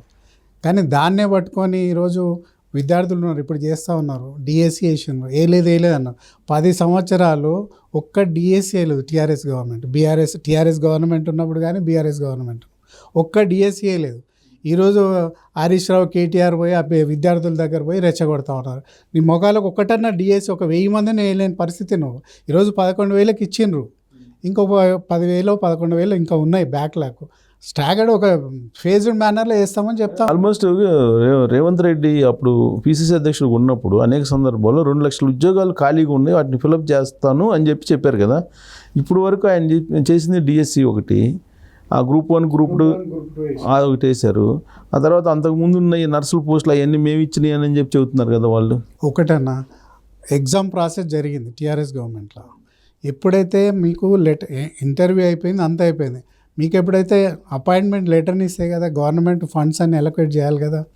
నువ్వు ఇచ్చిండవచ్చు, మరి ఎందుకు వాళ్ళకు లెటర్స్ ఇవ్వలేదు? 30,000 మందికి ఇచ్చిండ్రు. మన ముఖ్యమంత్రి రేవంత్ రెడ్డి గారు వచ్చిన తర్వాత లాల్ బహదూర్ స్టేడియంలో పెట్టి నర్సులు అదే అవన్నీ మేము ఇచ్చాము అని చెప్తున్నారు కదా కేటీఆర్. మీరు ఇస్తే మేము ఎందుకు ఇవ్వాల్సి వస్తుంది? మీరు ఎగ్జామ్ కండక్ట్ చేసిర్రు, ఎందుకు లెటర్స్ ఇవ్వలేదు వాళ్ళకి? అపాయింట్మెంట్ లెటర్స్ బడ్జెట్ లేదనా, పైసలు ఇవ్వాల్సి వస్తుందనా, శాలరీ ఇవ్వాల్సి వస్తుందనా? మీరు భయపడే కదా. ఇప్పుడు పేరోల్స్ కింద వచ్చితేనే కదా నీకు ఉద్యోగం వచ్చినట్టు. ఓన్లీ నువ్వు సెలెక్ట్ అయినావని ఆడ పెడితే ఉద్యోగం ఇచ్చినట్టు కాదు కదా. అట్లా అంటే 2 లక్షల మందిని కూడా ఎగ్జామ్ పెట్టి మీరు అంతా సెలెక్ట్ అయ్యారని చెప్పి 5 ఏళ్ళ తర్వాత లెటర్లు ఇస్తే మీరు ఇచ్చినట్టు అది కాదు కదా. ప్రాసెస్ మీరు చేసిరు, అపాయింట్మెంట్ మేము ఇచ్చినాం కదా. నెలకు శాలరీ ఎవరు ఇస్తారు? గవర్నమెంట్ ఇస్తుంది. మీరు వస్తుంది అని చెప్పి వాళ్ళకు డబ్బులు ఇవ్వాలి, మన దగ్గర బడ్జెట్ లేదనో ఇంకా ఏదో వాళ్ళ ప్రియారిటీస్ వేరే ఉన్నాయని చెప్పి మీరు ఇవ్వలేకపోయారు. ఎందుకు ఇవ్వలేదు? మరి ఉండే కదా, టైం ఉండే కదా. మీరు ఒక్క డిఎస్సి వేయలేదు, ఒక గ్రూప్ 1 లేదు, గ్రూప్ 2 వేయలేదు. ఈరోజు 5-6 నెలలు కాలేదు, ఇప్పుడే వచ్చి మీరు అంతా గాంధీ హాస్పిటల్ పోయి ఏదో లబలబ కొట్టుకుంటే ప్రజలు కూడా చూస్తూ ఉన్నారు. నేను ఇంకొకటి చెప్తాను, ఈరోజు ఓయూలోనే జరుగుతుంది. ఒకప్పుడు ఎస్ఎఫ్ఐ కానీ, ఎన్ఎస్యుఐ కానీ, ఏబీవీపీ కానీ, తర్వాత ఎస్ఎఫ్ఐ కానీ, అన్ని పీడిఎస్సి కానీ విద్యార్థి సంఘాలే అజిటేషన్ చేసేదండి. ఈరోజు విద్యార్థి సంఘాలు ఎక్కడ కనిపిస్తలేవు. ఈరోజు పార్టీల పరంగా కొంతమంది పోయి వాళ్ళని రెచ్చగొట్టడం. నిజంగా కూడా నిరుద్యోగులు అన్నప్పుడు వాళ్ళకు ఊళ్ళకి వెళ్ళి వచ్చి చదువుకుంటారు, తినడానికి తిండి ఉండదు, ఉద్యోగం రావాలని వాళ్ళకి ఫ్రస్ట్రేషన్ ఉంటుంది. దాంట్లో తప్పు లేదు, వాళ్ళ అజిటేషన్లో తప్పు లేదు. కానీ రాజకీయ నాయకులు పోయి వాళ్ళని ఇన్స్టిగేట్ చేసి ఈరోజు మోతీలాల్ ఆ పిల్లోడు ఈరోజు 4 రోజులు 5 రోజులు అయింది, కానీ దాన్ని సీరియస్గా ఎందుకు తీసుకోలేదు గవర్నమెంట్? తీసుకుంటుంది కదా. కొంతమంది పోయి చెప్పడం ఒకటి ఏంటంటే, కేసీరావు గారు ఇప్పుడు వాళ్ళు చేస్తున్నప్పుడు ఒక రెస్పాన్సిబుల్ అపోజిషన్ లీడర్గా ఉండి మీరున్నప్పుడు చేయనటువంటి పని ఈరోజు చేస్తూ ఉన్నారు. 11,000 ఉద్యోగాలు వేశారు, గ్రూప్ 1 గ్రూప్ 2 వేశారు. అటువంటి పిల్లని పోయి ఇన్వెస్టిగేట్ చేయకూడదు. రేపు ఏదైనా జరిగితే ఎవరు రెస్పాన్సిబుల్? యాజిటేషన్లో కూడా తెలంగాణ యాజిటేషన్ అప్పుడు కూడా ఇదే హరీష్ రావు ఏం చేసిండ్రు? శ్రీకాంతాచారి చనిపోవడానికి ఎవరు కారణం? మళ్ళీ ఆ విధంగా చేసే పరిస్థితులు జరుగుతూ ఉన్నాయి. అలాంటిది ఏదైతే ఈరోజు క్రిమినల్ కేసు పెట్టే అవకాశాలు కూడా ఉంటాయి. ఎందుకంటే అన్యం పుణ్యం ఎరిగినటువంటి విద్యార్థులు, నిరుద్యోగులు వాళ్ళు ఫ్రస్ట్రేషన్ ఉండే అదొక 100% వాళ్ళకు ఉంటుంది. మాకు కావాలి, ఈ గవర్నమెంట్ తీసుకొచ్చిన వీళ్ళు కూడా అనేది ఉంటుంది. మీరు రెస్పాన్సిబుల్గా వాళ్ళు ఇవ్వకుండా మేము ఉన్నాం కదా అని భరోసా ఇవ్వాలి తప్ప వాళ్ళ దగ్గర పోయి రెచ్చగొడితే మాత్రం రాబోయే రోజుల్లో రిపర్కేషన్స్ వేరే ఉంటాయి. సో ఏంటి అంటే రాష్ట్ర వ్యాప్తంగా కూడా వీళ్ళు రెచ్చగొడుతున్నారా అనిపిస్తుందా మీకు? అంటే స్లీపర్ సెల్స్ని ఏమన్నా పెట్టి అల్లకూలం చేయాలనేటువంటి ఆలోచన వాళ్ళు చేస్తున్నట్టు అనిపిస్తుందా మీకు? కేసీఆర్ గారు నీకు డౌటా? కేటీఆర్ ఇంటికి పిలిపించుకొని విద్యార్థులని కొంతమందిని పిలిపించుకొని వాళ్ళకు ఏ విధంగా హితబోధ చేస్తుండీ ఈ కాంగ్రెస్ గవర్నమెంట్ అది చేస్తలేదు, ఇది చేస్తలేదు అని చెప్తుండ్రు. మీరు 9.5 సంవత్సరాలు ఏనాడు చేసి ఇప్పుడు అన్యాయం చేస్తున్నారంటే మీరు చేసుకోవాలి. ఈరోజు కొంతమందిని అన్యం పుణ్యం తెలియనటువంటి నిరుద్యోగుల్ని, విద్యార్థులను పిలుచుకొని రెస్ట్ అయిపోతే వాళ్ళని రాబోయే రోజులు ఏం చేస్తారో చూడాలి. అది పద్ధతి కూడా కాదు. పార్లమెంటరీ డెమోక్రసీలో ప్రజాసేవ చేయాలి. అపోజిషన్ అన్నప్పుడు మీరు క్వశ్చన్ చేయండి. రేవంత్ రెడ్డి గారు వేస్తలేని క్వశ్చన్ చేయడం తప్పులేదు. ఆ పిల్లోడు మోతిలాల్ ఏదో చేస్తూ ఉన్నాడు, వాళ్ళకి పోయి నువ్వు నిమ్మరసం ఇచ్చి మీరు చేయొద్దు, ఈ విధంగా మీరు ప్రాణం మీదకి తీసుకురావద్దని చెప్పి రెస్పాన్సిబుల్ అపోజిషన్ లీడర్గా వాళ్ళకి నచ్చజెప్పాలి. అంతేగాని పోయి ఇన్వెస్టిగేషన్ చేసి రేపు జరగదని జరిగితే ఎవరు రెస్పాన్సిబుల్? అంటే అతను ఏమన్నా శ్రీకాంతాచారి లాగా ఏదన్నా చేస్తారని ఆందోళన మీకు? ఆల్రెడీ స్టూడెంట్స్ అంటేనే ఉండరు. ఆ రోజు శ్రీకాంతాచారి తెలంగాణ ఉద్యమానికి ఏదైతే వెలుతురునిచ్చిండ్రో ఈరోజు మోతిలాల్ కూడా అదే కాకుండా చూసుకోవాలని చెప్పి విద్యార్థులు కూడా అక్కడ ఉన్నటువంటి నిరుద్యోగులు బెదిరిస్తూ ఉన్నారు ఈరోజు. కాబట్టి అది కూడా జరిగే అవకాశం ఉంది. కాబట్టి దేనికైనా ఈరోజు అపోజిషన్లో ఉన్నటువంటి బీజేపీ కానీ, టీఆర్ఎస్ కానీ, బీఆర్ఎస్ కానీ అలాంటి రెచ్చగొట్ట పనులు చేయొద్దని చెప్పి మీ ద్వారా నేను రిక్వెస్ట్ చేస్తాను. ఓకే. సో ఇప్పుడు 7 నెలల పాలన రేవంత్ రెడ్డిది. ఈ 7 నెలల పాలనలో రకరకాల డెసిషన్స్ ఉన్నాయి. ఆ డెసిషన్స్ ఏమో ఒక అడుగు ముందుకెళ్ళా. ఆయన తీసుకున్న డెసిషన్స్ ఏంటంటే ఆయన ప్రెస్ మీట్లో చెప్పింది జిల్లాలకు సంబంధించి సైంటిఫిక్గా చేయలేదు, మళ్ళీ దాన్ని చేయాలనేది. తర్వాత ఫార్మాసిటీని ఏదో మారుస్తాము అని చెప్పి అదొకటి డెసిషన్ తీసుకున్నారు. ఏంటి అవి ఒక అడుగు ముందు పడలేదు జిల్లాలది కానీ ఫార్మాసిటీది కానీ? జిల్లాలది అయితే నెంబర్ మాత్రం అంతనే ఉంటుంది. కాకపోతే ఇప్పుడు కొడంగల్ ఉంది, 5 జిల్లాలో ఉంది. ఆయన కాన్స్టిట్యూన్సీ, ముఖ్యమంత్రి కాన్స్టిట్యూన్సీ 5 జిల్లాలో ఉంది, ఒక కాన్స్టిట్యూన్సీ. తర్వాత మన వరంగల్లో ఉంది, పాలకుర్తి ఇంకేదో కాన్స్టిట్యూన్సీ ఉంది, అది కూడా ఒక 4-5 జిల్లాలలో ఉంటుంది. అలాంటివి లేకుండా రేపు రాబోయే రోజుల్లో డీలిమిటేషన్ ఉంది. 2026లో డీలిమిటేషన్ ఉంది. దానికి అనుగుణంగా జోనల్స్ కానీ, బ్లాక్స్ కానీ ఏదైతే జిల్లాలు ఉందో కాన్స్టిట్యున్సీ వరకైనా ఆ జిల్లాలు ఉండేటట్టు నెంబర్ అదే ఉంటుంది నాకు తెలిసిన. కానీ తగ్గిస్తాను అన్నట్టు చెప్పినట్టు గుర్తు నాకు. జిల్లాల సంఖ్యను తగ్గిస్తాను అని అవసరం లేదు అని అన్నట్టుగా తగ్గించకపోవచ్చు. కాకపోతే ఒక్కొక్క దగ్గర 5 కాన్స్టిట్యున్సీలు ఉన్నాయి, మూలుగు ఉంది అనుకోండి, 1.5 కాన్స్టిట్యున్సీ, జనగాం ఉంది 2 కాన్స్టిట్యున్సీలు. సో అట్లా లేకుండా దాన్ని ఒక సైంటిఫిక్గా ఒక కాన్స్టిట్యున్సీ ఒక జిల్లాలో ఉండే విధంగా చేసే అవకాశం అయితే ఉంది దాని ప్రకారంగా. కానీ జిల్లాలు మాత్రం తగ్గించారు. ఓకే, అడ్జస్ట్మెంట్ జరుగుతాయి. ఈ ఫార్మసిటీది ఏంటి, ఎందుకని ఆగిపోయారు? ఆయన ఫార్మసిటీది అక్కడ తీసేయాలి, ఇది పొల్యూషన్ అని చెప్పి అన్నారు. ఆయన పొల్యూషన్ సిటీ చుట్టూరు ఏదో పాకెట్స్ లాగా పెట్టాలనేటువంటి ఒక స్టేట్మెంట్ ఇచ్చారు. ఇప్పుడు రీజనల్ రింగ్ రోడ్ వస్తూ ఉంది, తర్వాత ఓఆర్ఆర్ లోపల అర్బన్, సెమీ అర్బన్, రూరల్ అని చెప్పి ఒక ముఖ్యమంత్రి గారికి ఒక విజన్ ఉంది. దానిలో భాగంగా ఫార్మాసిటీని కూడా 3R మధ్యలో పెట్టాలా, లేకుంటే 3R అవతల ఉంటే బాగుంటుంది అని చెప్పి స్టడీ జరుగుతూ ఉంది. దాని మీద ఇంకా డిసిషన్ మాత్రం ఏం తీసుకోలేదు. ఓకే. సో ఇప్పుడు నామినేటెడ్ పోస్టులు ఎన్ని ఉన్నాయి కదా, ఇక్కడ కూడా ఆయన స్పీడ్గా ఇవ్వట్లేదు అనేది కొంత అసంతృప్తి కూడా వినిపిస్తుంది కాంగ్రెస్ పార్టీ నుంచి. దానికి ఏంది హడ్డిల్స్ ఏంటి? ఏఐసిసి నుంచి పర్మిషన్ లేకనా, లేకపోతే ఈయన అడగలేదా వాళ్ళని? ఏం జరుగుతుంది? ఇప్పుడు కాంగ్రెస్ పార్టీలో ఒకటేసారి 37 చైర్మన్లు వేసింది ఇదే ఫస్ట్ టైం.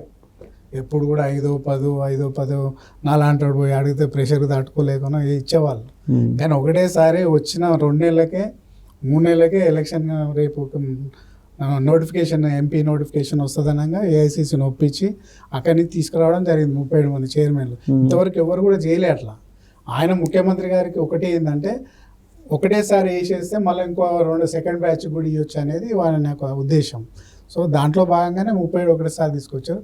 ఇంకా 37-40 ఉంటాయి, దాదాపు 80-85 దాకా ఉంటాయి. అవును. కాబట్టి 1-2 monthsలో చేస్తారని మేము వింటా ఉన్నాం, చూడాలి.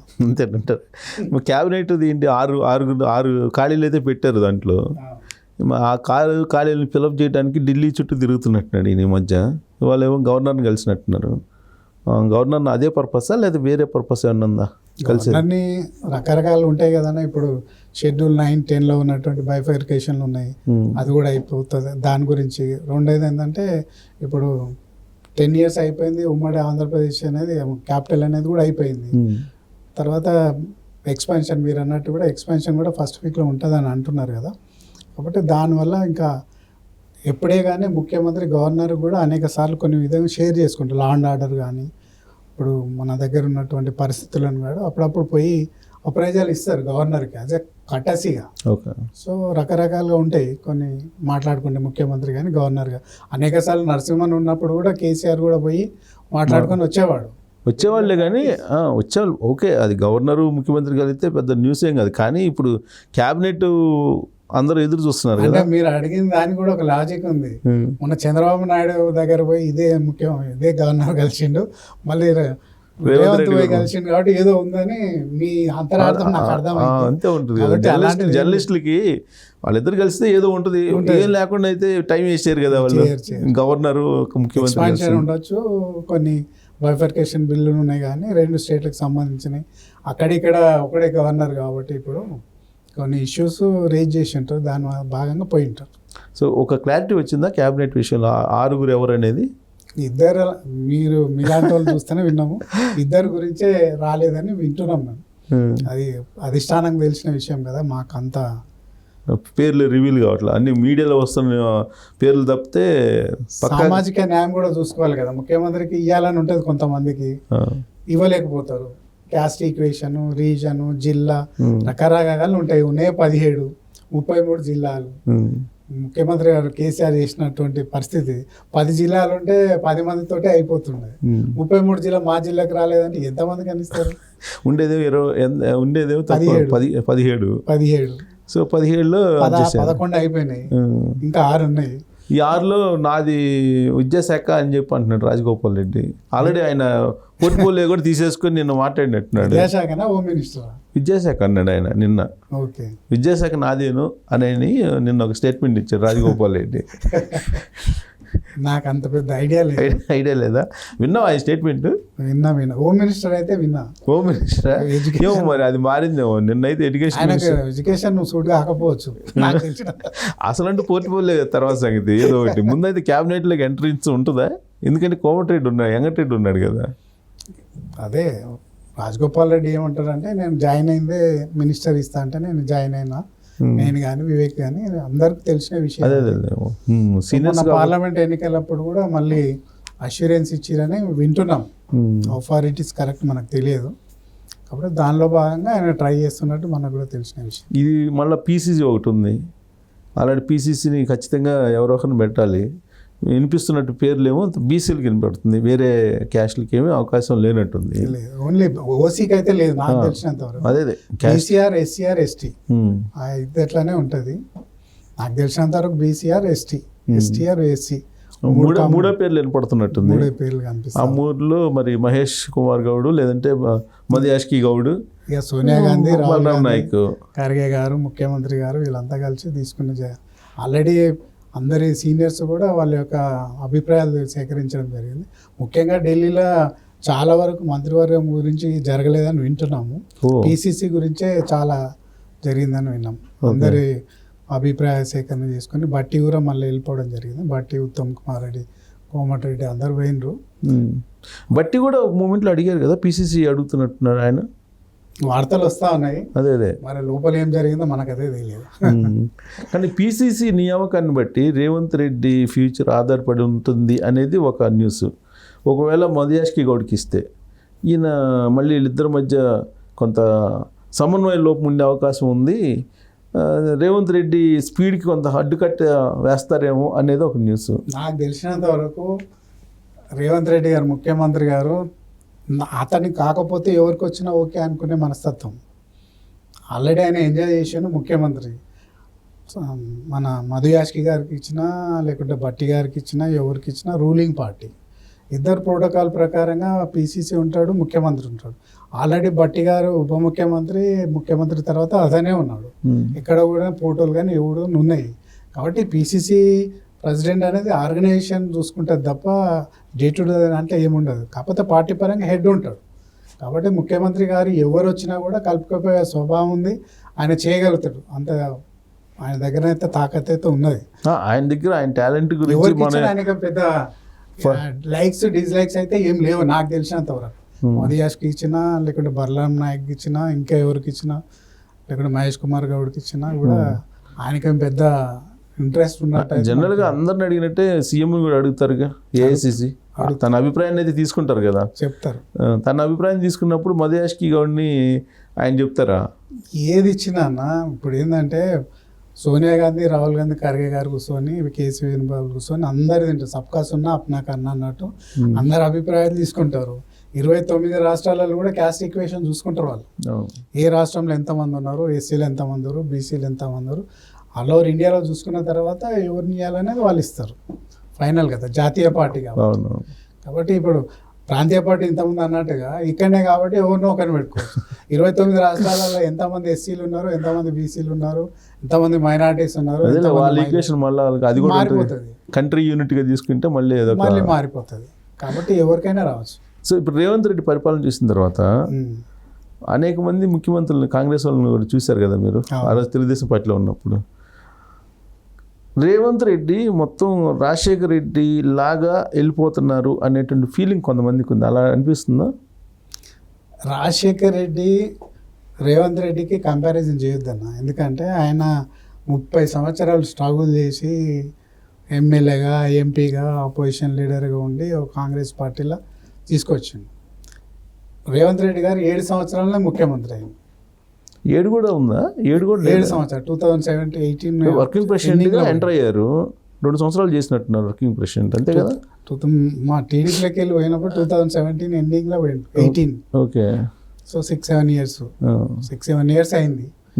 కాబట్టి అప్పుడున్న పరిస్థితులు వేరు, అప్పుడున్న రాజకీయ పరిస్థితులు వేరు. అప్పుడు ఉమ్మడి ఆంధ్రప్రదేశ్లో లార్జర్ పెద్ద డయాస్ ఉండేది. కాకపోతే ఒకటి అడ్జస్ట్మెంట్ ఉండదు. ఇప్పుడు రాష్ట్రం చిన్నదైన తర్వాత ఇప్పుడు చేయాలంటే చాలా కష్టం. ఎంటుకలు ఉన్న అమ్మ ఎక్కడ దువ్వినా మంచిగా ఉంటుంది అన్నప్పుడు, చిన్నగా ఉన్నప్పుడు ఎంటుకలు లేని వాళ్ళు వేయాలంటే చాలా కష్టం. చిన్న స్టేటు ఎక్కడ పోయినా కూడా అడ్జస్ట్ కానటువంటి పరిస్థితి ఉంటుంది. కాబట్టి ఇప్పుడు ఉన్న పరిస్థితి, ఇప్పుడున్న రాజకీయాలు కానీ అప్పుడు కన్స్ట్రక్టివ్ విమర్శలు ఉండేది. మీడియా కానీ, పేపర్ కానీ, ఎలక్ట్రానిక్ మీడియా కానీ కన్స్ట్రక్టివ్ ఉండేది. ఈరోజు మీకు సోషల్ మీడియా వచ్చిన తర్వాత ఏది కరెక్టో ఏది కాదో ఆర్టిఫిషియల్ ఇంటెలిజెన్స్ వచ్చిన తర్వాత వాయిస్ కూడా ఎవరిదనే అటువంటి పరిస్థితుల్లో ఇప్పుడు చేయడం అనేది చాలా కష్టం రాజకీయాలు. ఇప్పుడు నా గ్రాఫిక్స్, నా తలకాయ ఉంటుంది, నా బాడీ నాది, మీరే ఉంటుంది, మీ వాయిస్ ఉంటుంది మొత్తం. కాబట్టి పబ్లిక్ కన్ఫ్యూజన్ చేసే పరిస్థితులు ఎక్కువ ఉన్నాయి. ఇప్పుడు రాజకీయాలు చేయాలంటే చాలా కష్టం, తట్టుకోవాలంటే కూడా చాలా కష్టం. అంటే నేను అడిగింది ఏంటంటే, అప్పుడు రాజశేఖర్ రెడ్డి జనరల్గా కాంగ్రెస్ అధిష్టానం ఉంది, పెత్తనం ఉండేది. ఈయనే అధిష్టానాన్ని ఇన్ఫ్లుయెన్స్ చేసే పరిస్థితికి వచ్చాడు కదా. ఈ రేవంత్ రెడ్డి కూడా ఆ పరిస్థితిలో ఉన్నాడు అనేది కొంతమంది చెప్తుంటారు. అలాంటిది ఉందా? రాబోయే రోజుల్లో చెప్పలేము, కానీ ఒక 5 సంవత్సరాలు ముఖ్యమంత్రి చేస్తే తప్ప ఇప్పుడు మనమైతే ఏం చెప్పలేమన్నా. ఎందుకంటే ఇప్పుడిప్పుడే కదా, స్టిల్ స్క్రాలింగ్, ఇప్పుడే అమ్మాడుతున్నది గవర్నమెంట్.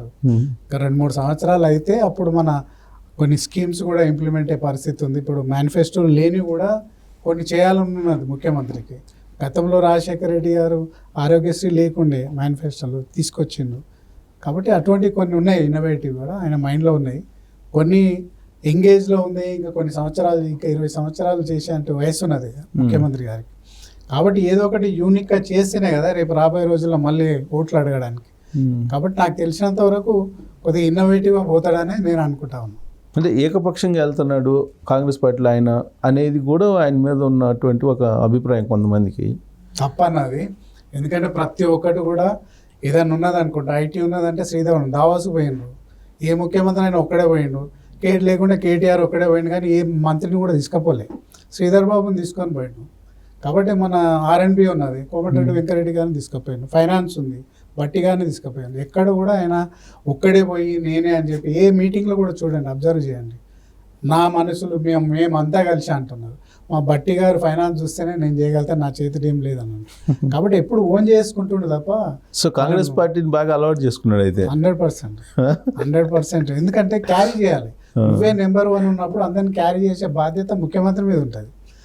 నీకు ఇంకెవరు లేరు కదా. వీళ్ళందరినీ సమన్వయపరచడం మామూలు విషయం కాదు కదా. అందరూ ఏదంటారు కొమ్ములు తిరిగిన లీడర్లు కదా. ఇప్పుడు 7 సంవత్సరాలు ముఖ్యమంత్రి అయినటువంటి రేవంత్ రెడ్డి గారికి ముఖ్యమంత్రి అయిన తర్వాత 17 మందిని క్యారీ చేయడంలో పెద్ద విషయం కాదనుకుంటున్నాను. జానారెడ్డిని, ఉత్తమ్ కుమార్ రెడ్డిని, రాజగోపాల్ రెడ్డిని వీళ్ళందరినీ క్యారీ చేయడం అంటే మామూలు విషయం. నాకు రేవంత్ రెడ్డి ముఖ్యమంత్రి గారికి దాదాపు 15-20 ఏళ్ళ నుంచి పరిచయాలు ఉన్నాయి. ఈ 16-17 మందిని క్యారీ చేయడంలో ఎలాంటి ఆయనకు బాధ లేదు. తీసుకుపోతాడు 100%. తీసుకుపోతున్నాడు కదా, చూస్తున్నా. తీసుకుపోతాడు 100% తీసుకెళ్తాడు. జీవన్ రెడ్డి ఎపిసోడ్ సెటిలైట్ అయిపోయినట్టేనా? అది కమ్యూనికేషన్ గ్యాప్ అండి. ఎప్పుడే కానీ ఎప్పుడు కూడా మన ఎంపీ ఓడిపోయినప్పటికీ ఎంపీ ఇప్పించిండు. ఆయన మీద గౌరవంతో కదా. ఆయన మీద గౌరవం లేదు, సీనియర్ మీద కేర్ చేయలేని కాదు కదా. ఎవ్వరు కూడా ఓడిపోయిన వాళ్ళకి టికెట్ రాలే. ఆ జీవన్ రెడ్డి గారికి ఒక్కరికే ఇప్పించుకొని గెలిపించాలని చాలా వరకు ప్రయత్నాలు చేసిండ్రు.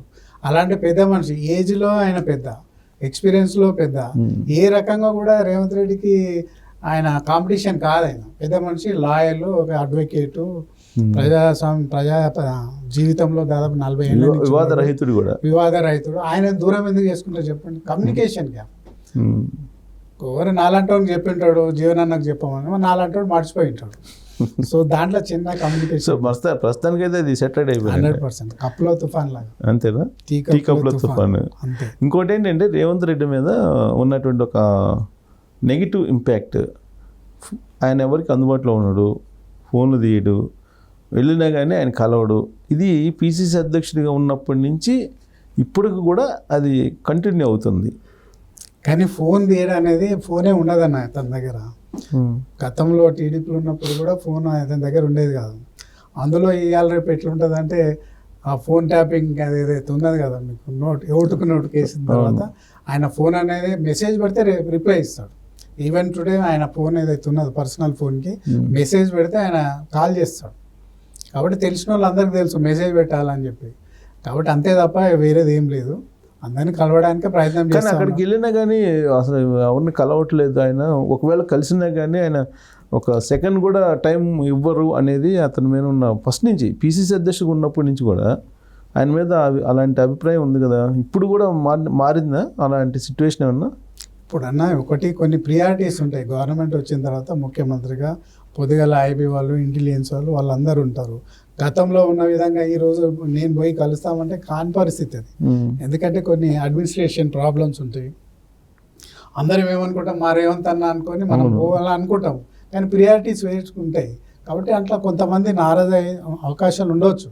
కానీ మనం కూడా అర్థం చేసుకోవాలి. ఎందుకంటే ఆయన రెస్పాన్సిబిలిటీ ఉంటుంది. కొత్తగా ముఖ్యమంత్రి అయ్యిండు, అనేక రకాలుగా మరి అపోజిషన్ చూసుకోవాలి. ఇక్కడ ఉన్న నామినేటెడ్ పదవులు కానీ, పిసిసి కానీ రకరకాలుగా ఉంటాయి. ముందుకు ఏ విధంగా పోవాలి అని చెప్పి ఇంకా 3-4 నెలలే కదా. ఇంకా మొత్తం మీద సమయం అయితే కేటాయించలేకపోతున్నారు అందరికీ అనేది వాస్తవం కదా. సమయభావం వల్ల మేబీ ఇప్పుడు ఆయన తెలుగుదేశంలో సుదీర్ఘంగా చేశారు, తర్వాత కాంగ్రెస్లో చేశారు, పరిచయాలు కూడా ఎక్కువ ఉన్నాయి కాబట్టి వచ్చే వాళ్ళు కూడా ఎక్కువ ఉంటారు. వచ్చే కారణం అదే, లేకపోతే ఆయన అదే కారణం మరి అడ్మినిస్ట్రేషన్లో బిజీ అయిపోయి ఆయన చేస్తున్నాడా? మొత్తం మీద అయితే ఆయన టైం ఇవ్వట్లేదు అనేటువంటిది ఒకటి. ఇప్పుడు ఎట్లా అయిపోయిందన్న, ఇప్పుడు ముఖ్యమంత్రి అంటే కొంతమంది దగ్గరికి పోవాలంటే చాలా కష్టం ఉండే. కేసీఆర్ దగ్గరికి పోవాలన్నా, ఇంకెవరి దగ్గరికి పోవాలన్నా చాలా కష్టం ఉండే. రేవంత్ అన్న అన్న వరకు అందరితో ఇన్నమున్న ఉన్నాడే కదా. అందరికి తెలిసిన వాళ్ళు అందరూ కలవడానికి ప్రయత్నాలు చేస్తారు. దానిలో భాగంగా కలవకపోవచ్చు తప్ప కావాలని కలవకుండా ఉంటారనేది నేను అనుకుని ఆ విధంగా జరగదు కూడా. సో లోక్సభ ఎన్నికల్లో ఎక్స్పెక్ట్ చేసినట్టు 2 digits రాకపోవడానికి కారణం కూడా రేవంత్ రెడ్డి యాటిట్యూడే అని చెప్పి ఇంకోటి కూడా ఉంది. రేవంత్ రెడ్డి యాటిట్యూడ్ కాదన్న, 100% కానే కాదు. ఎందుకంటే కేసీఆర్ గారికి 100% ఇంటెలిజెన్స్ రిపోర్ట్ ఉంది. 1 hour నన్ను అని చెప్పి అన్ని రిపోర్ట్లు చూపించినాయి. రిజల్ట్కి ముందు మీలాంటి వాళ్ళు కూడా అందరూ కూడా చెప్పింది గెలిస్తే మెజారిటీ ఉండవచ్చు. ఎందుకంటే సిద్దిపేట, గజ్వేల్ అందులోనే ఉన్నాయి కాబట్టి హైయెస్ట్ మెజారిటీ వస్తే అదొక గెలిస్తే గెలవచ్చు అనేది అన్ని ప్రిడిక్షన్స్ అందరూ కూడా ఇచ్చిండ్రు. దానిలో భాగంగా మీరు అన్నారు కదా, రేవంత్ని మాకు రాకున్నా సరే కానీ రేవంత్కు రావద్దు అనేది ఒక కక్షతోటి మొత్తం లాస్ట్ మూమెంట్లో బీజేపీకి మొత్తం ఎక్కడైతే డిపాజిట్ రాలేదు మొత్తం బీజేపీ గెలిచింది.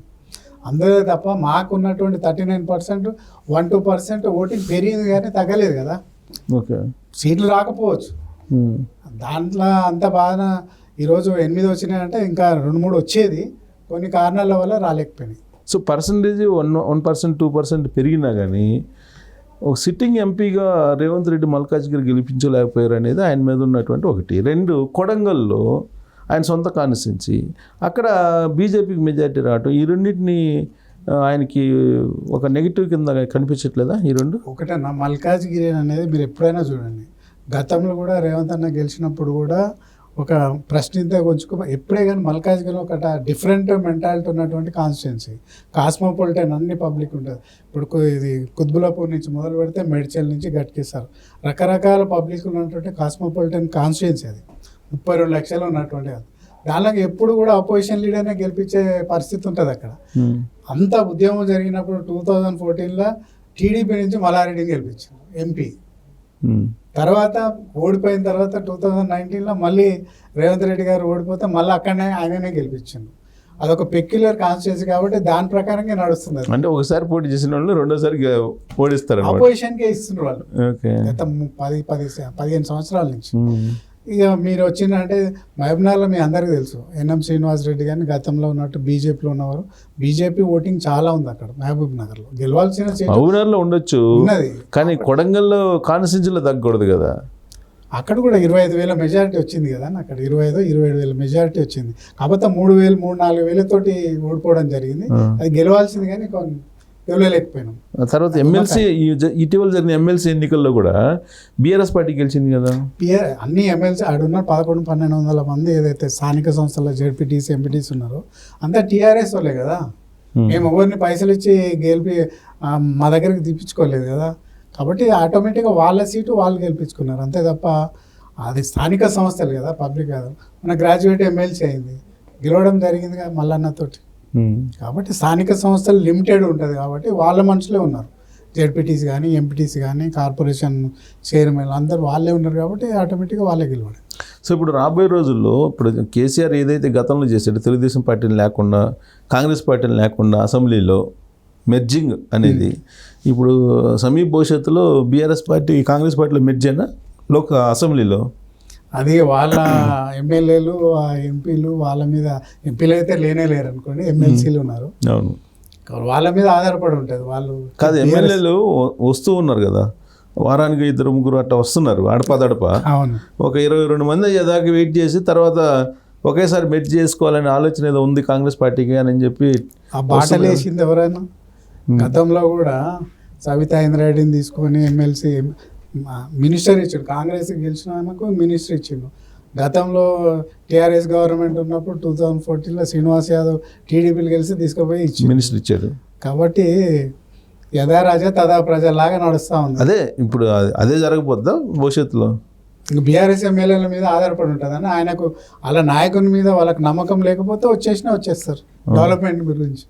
అప్పుడేమో బంగారు తెలంగాణ సూత్రం, ఇప్పుడేమో ఆయన నాయకుడి మీద బలం లేకపోయినందువల్ల నమ్మకం లేకపోయినందువల్ల వచ్చేటవేనా? ఇప్పుడు గతంలో టీడీపీ నుంచి అందరు పోయిందంటే చంద్రబాబు నాయుడు అక్కడ ముఖ్యమంత్రి ఉంది, ఇక్కడ పార్టీ లేదని అందరు వెళ్ళిపోయారు.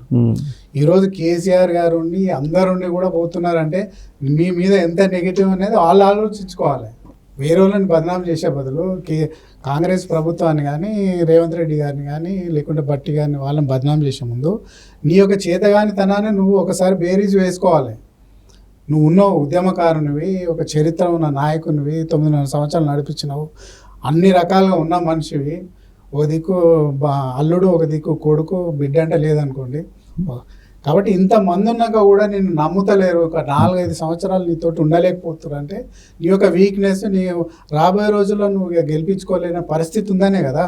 ఇప్పుడు మీరు నాకు కాన్ఫిడెన్స్ ఇచ్చింది అనుకోండి, నేను ఎందుకు పోతా చెప్పండి? నాయకుడు నువ్వే కదా. ఇప్పుడు కాంగ్రెస్ పార్టీ అంటే సోనియా గాంధీ, రాహుల్ గాంధీ, ఖర్గే ఉంటారు కాబట్టి నేషనల్ పాలిటిక్స్. ఈరోజు రేవంత్ రెడ్డి గారు రేపు ఇంకొకరు ఉంటారు. కానీ ఇక్కడ ప్రాంతీయ పార్టీ అన్నప్పుడు నాయకుడు నువ్వే ఉన్నావు, నిన్నటిదాకా ముఖ్యమంత్రి ఉన్నావు, అన్ని రకాలుగా ఉన్నాయి. నువ్వు ధనం, డబ్బు ఉంది, అన్నీ ఉన్నాయి, మందు మార్బలం అంతా ఉంది. నీ యొక్క 39 మందిని కాపాడకలేకపోతున్నావు అంటే నీ యొక్క వీక్నెస్ అది. మీరు ఇంతమంది ఉండిపోతే వీక్నెస్సా లేకుంటే మీ దాంట్లోనే ఉండి బయటకు పంపిస్తారా అని మీకే తెలియాలి.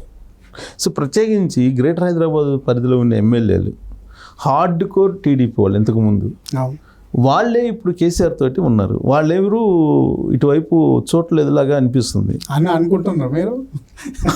అది కనిపిస్తుంది. మరి మొన్న పోయి ఫామ్ హౌస్ పోయి వీళ్ళందరూ పోయి సంఘీభావం తెలిపారు కదా అన్న కేసీఆర్. పార్టీలకు అతీతంగా చెప్తా అన్న, మీకు తెలుసు తెలంగాణ ఎన్టీఆర్ ట్రస్ట్ భవన్లో మీటింగ్ పెట్టి రాజేందర్ రెడ్డి ఏదైతే మా నారాయణపేట ఎమ్మెల్యే, నేను చంద్రబాబు నాయుడు పిలిస్తే రాలేదని నా మీద అభాండం వేస్తారని చెప్పి బెంగళూరుకి వెళ్ళి వచ్చినా నేను అని చెప్పి ఇక్కడ మాట్లాడిండు.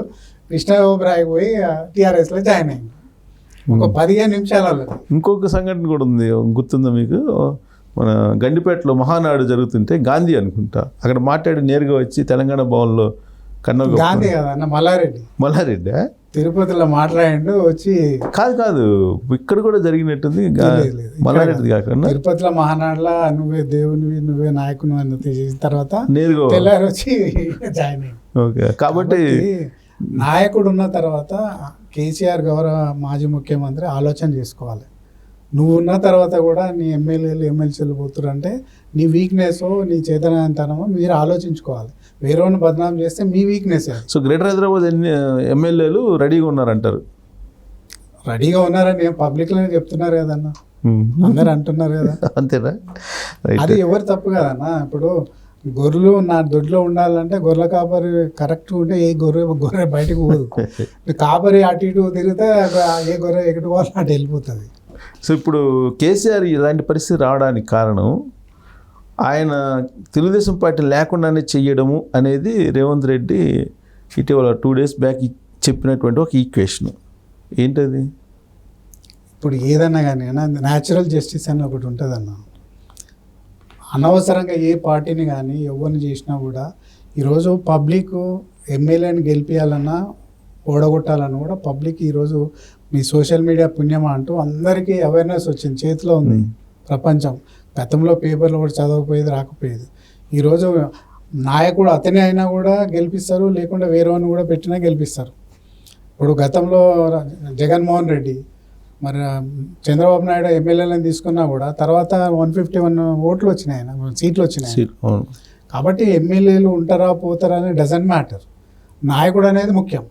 నాయకుడు గట్టిగా ఉంటే ఎవరైనా వస్తారు అంతే తప్ప ఎమ్మెల్యేలు ఈరోజు పోయినరు పార్టీ వీక్ అవుతుంది లేకుంటే పార్టీ కాదు కదా. ఎమ్మెల్యేలని కాదు, ఆయన ఏమన్నాడంటే రేవంత్ రెడ్డి చెప్పిన ఈక్వేషను ఆ రోజు తెలుగుదేశం పార్టీని లేకుండా చేసావు, అదే తెలుగుదేశం పార్టీ ఉన్నట్టయితే ఇవాళ బీజేపీ బలపడి ఉండేది కాదు, బీఆర్ఎస్ స్టాండర్డ్గా ఉండేది.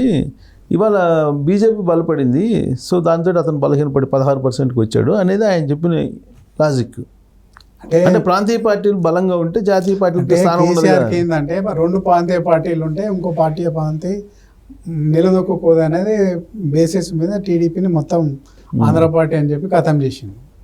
2 ప్రాంతీయ పార్టీలు 2 ప్రాంతీయ పార్టీలు గట్టిగా ఉన్నప్పుడు నిజంగానే రేవంత్ రెడ్డి గారు అన్నట్టుగా ఇప్పుడు మనం తమిళనాడులో చూసుకోండి, ఏఐడిఎంకే డిఎంకే 2 స్ట్రాంగ్ ఉన్నాయి కాబట్టి నేషనల్ పార్టీస్ ఈ రోజుకి కూడా నిలదొక్కుపోతున్నాయి. నిజంగా కూడా కేసీఆర్ చేసిన తప్పే అది. టీడీపీ బలంగా ఉంటే టీఆర్ఎస్ బలంగా ఉంటే బీజేపీకి కాంగ్రెస్కు పెద్ద ఛాయిస్ ఉండేది కాదు ఆ విధంగా చూస్తే. కాబట్టి నాయకుడు అక్కడ పోయింది కాబట్టి రెండేదంటే ప్రాంతీయ పార్టీలు మనం తీసుకోండి, బీహార్ నుంచి జార్ఖండ్ విడిపోయినప్పుడు కానీ, ఒరిస్సా నుంచి ఛత్తీస్గఢ్ విడిపోయినప్పుడు కానీ, తర్వాత ఉత్తరాఖండ్ విడిపోయిన తర్వాత ఎక్కడ కూడా ఒక ప్రాంతీయ పార్టీ 2వ స్టేట్లో మనగడలేదు. ఓకే, కాబట్టి ఒక పార్టీ వచ్చిన తర్వాత ఇంకోటి చేయలేవు ఎక్సెప్ట్ ఆ పంజాబ్లో గెలిచింది. అది డిఫరెంట్ ఎందుకంటే అర్బన్ ఓటర్స్ కాబట్టి ఆ సీనియర్గా వేరే ఉంది కాబట్టి. ఎక్కడ కూడా ఒక ప్రాంతీయ పార్టీ ఇంకో రాష్ట్రంలో గెలిచిన దాఖలాలు లేవు చరిత్రలో. కాబట్టి ఉండొచ్చు. సో రాబోయే రోజుల్లో తెలుగుదేశం పార్టీ మళ్ళీ ఏదో కొంచెం యాక్టివేట్ అవుతుంది, రేపు రాబోయే గ్రేటర్ హైదరాబాద్ ఎన్నికల్లో రాబోతుంది అనేది వినిపిస్తుంది. దానివల్ల కాంగ్రెస్కి ఎఫెక్టా లేకపోతే బీఆర్ఎస్కి ఎఫెక్ట్ అవుతుందా? బీజేపీకి ఎఫెక్ట్ అవుతుంది. బీజేపీకి అలయన్స్ కదా ఆ 2 పార్టీలు ఉంటుందని ఎవరికి తెలుస్తుంది అన్న రాజకీయంలో. ఇప్పుడు బీజేపీ ఉన్నది, టీడీపీ ఉన్నది. టీడీపీ బలాన్ని పుంజుకోవాలంటే చాలా కష్టం, ఎందుకంటే ఇక్కడ పార్టీలో అందరు వెళ్ళిపోయారు, మాలాంటి వాళ్ళు అందరూ వెళ్ళిపోయారు. నాయకుడు వదిలేసింది కాబట్టి అందరూ వెళ్ళిపోయారు ఎక్కడోళ్ళు అక్కడ. మేము ఆ పార్టీలకే వెళ్ళిపోవాలని వెళ్ళిపోలేదు. మొత్తం లాస్ట్ బ్యాచ్ మాదే. అవును. కాబట్టి నాయకుడు అన్నప్పుడు ఏదో చేసుకుంటారు. జాతీయ నాయకుడు కావాలనుకున్నప్పుడు ఇక్కడ కూడా యాక్టివిటీస్ ఉండాలి కాబట్టి చంద్రబాబు నాయుడు ట్రై చేస్తాడు ఇక్కడ డెఫినెట్లీ. నేను ఎందుకు అడిగానంటే కాంగ్రెస్కి ఏమి నష్టం కాదు. అదే ఎందుకు నష్టం కాదు, రేవంత్ రెడ్డితో క్యారీ అవుతుంది ఎవరు, పూర్వపు తెలుగుదేశం పార్టీ బ్యాచే ఎక్కువ మంది ఉన్నారు. ప్లస్ ఆయన ఇంత తెలుగుదేశం ఆయన ముఖ్యమంత్రి కావడానికి కానీ లేదంటే ఆయన ఎంపీ కావడానికి కానీ వీటన్నిటికి కారణం తెలుగుదేశం పార్టీ సింపథైజర్స్ అనేది కదా. అవును. అలాంటప్పుడు తెలుగుదేశం పార్టీ సింపథైజర్స్ బయటకు వస్తే కాంగ్రెస్ పార్టీ నుంచి ఇప్పుడు టీడీపీ పార్టీ ఇక్కడ లేకుండా పోయి 10 సంవత్సరాలు 11 సంవత్సరాలు అవుతా ఉంది. ఇంకో 5 సంవత్సరాలు అంతా ఒక జనరేషన్ గ్యాప్ వచ్చేసింది. జనరేషన్ గ్యాప్ వచ్చిన తర్వాత సేమ్ సినారియో క్యారీ చేయాలంటే చాలా కష్టం.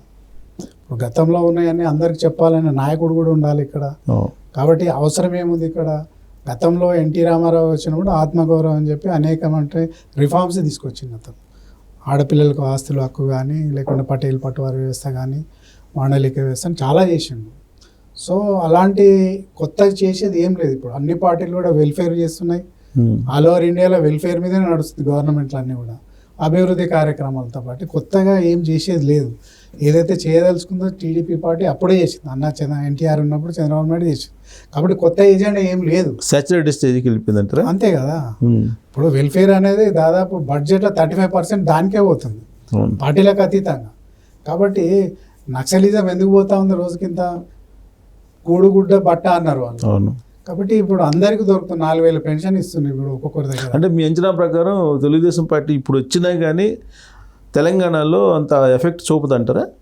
అంటే గవర్నమెంట్ ఫామ్ చేసి అంత ఉండదు కదా. ఏదో ఒక పార్టీకి పొత్తు పెట్టుకుంటుండొచ్చు. ఎప్పుడే కానీ ఈరోజు పార్టీ చేయడానికి కాంటాక్ట్ చేయడానికి ఒక డయాస్ కావాలి. వాళ్ళు చేసిన పనులు ఉన్నాయి, టీడీపీ చేసిన పనులు ఉన్నాయి, ఇన్ఫ్రాస్ట్రక్చర్ ఉంది, కార్యకర్తలు ఉన్నారు, నాయకుని మీద ఆధారపడి ఉంటుంది.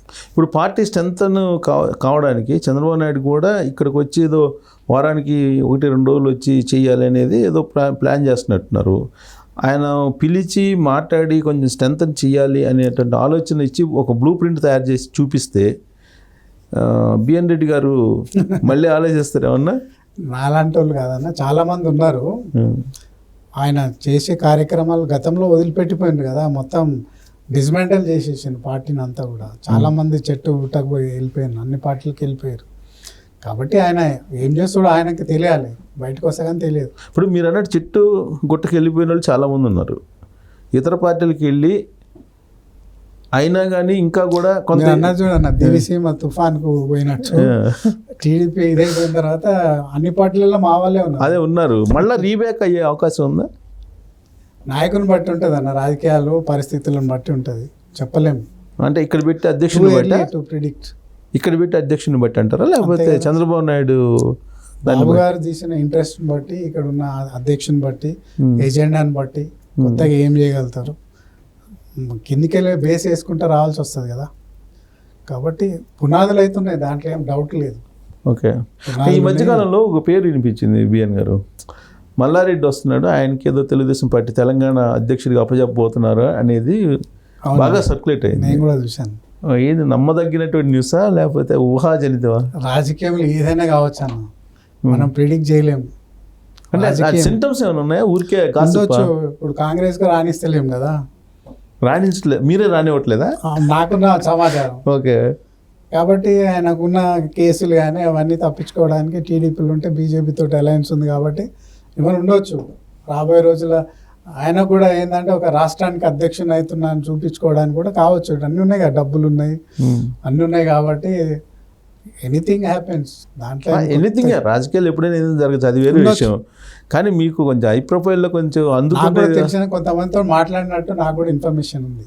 కార్యకర్తలతో మాట్లాడుకున్నాడని నాకు ఇన్ఫర్మేషన్ ఉంది. అది జరిగే పాత క్యాడర్ అంతా. అదే అదే అదే అదే ఎవరెవరు చెప్తారుగా. ఇప్పుడు అది జరిగే అవకాశం ఉందా మీకున్న అంచనా ప్రకారం? జరగవచ్చు, ఎందుకంటే ఆయన ట్రై చేస్తున్నాను అయితే వింటున్నాను నేను కూడా. ఒకవేళ జరిగితే ఇంకా చాలా మంది పేర్లు వినబడుతున్నాయి. చాలా మంది ఉన్నాయి, మీరు చెప్పండి. ఒక 5-6 మీకు తెలిసిన లేదు. నామ నాగేశ్వరరావు అంటున్నారు, నామ నాగేశ్వరరావు పెడతారు అంటున్నారు. ఇక చాలా మంది ఉన్నారు, పేర్లు ఎందుకు నేను చెప్తే బాగుండదు. చెప్పండి, మీకు తెలిసిన వాళ్ళే కదా, మీ పూర్వాశ్రమంలో ఉండేవాళ్ళే కదా.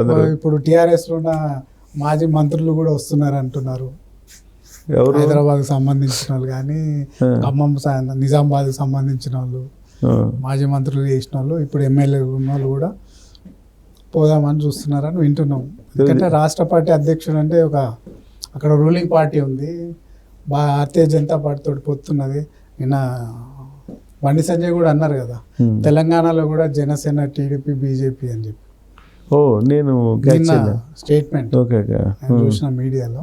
ఓకే, ఉండొచ్చు, ఎందుకంటే వాళ్ళు బీజేపీకి ఇంట్రెస్ట్ ఉంటుంది. సో ఇప్పుడు ఆయన బండి సంజయ్ అన్నట్టు బీజేపీ, జనసేన, తెలుగుదేశం పార్టీ పొత్తుతోటి గ్రౌండ్లోకి వస్తే అప్పుడు ఒక వాళ్ళ ఈక్వేషన్ కదన్న, వాళ్ళకు కాంగ్రెస్ని కొట్టాలంటే అదే కాంబినేషన్ వాళ్ళకి.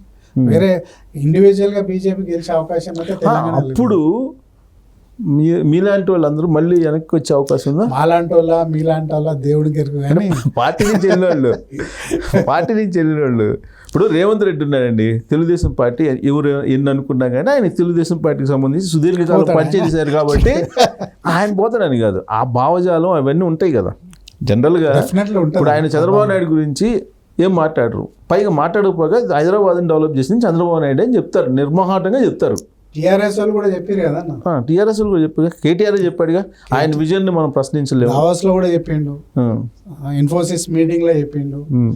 అది వాస్తవం కదా, నాయకుడు ఎవరైనప్పటికీ చేసింది మాత్రం చంద్రబాబు. రోడ్ వైండింగ్ కానీ, రైతు బజార్లు కానీ, హైటెక్ సిటీ కానీ, తర్వాత అనేకమైన కృష్ణా వాటర్ ఎవరు తెచ్చారని 148 కోట్లతోటి 120 కిలోమీటర్లతోటి 18 నెలలలో ఫేజ్ 1లో ఆడికెళ్ళి దిల్సుఖ్నగర్ తీసుకొచ్చింది చంద్రబాబు నాయుడు.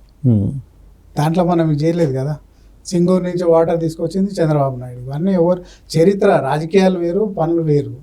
ఇప్పుడు రాజశేఖర రెడ్డి కొన్ని పనులు చేసిండు, ఫ్రీ పవర్ కానీ, ఆరోగ్యశ్రీ కానీ, ఫీజు రియంబర్, అవన్నీ మనం ఏ పార్టీలోనే ఉండండి, చరిత్రను అయితే మనం వక్రీకరించలేము కదా.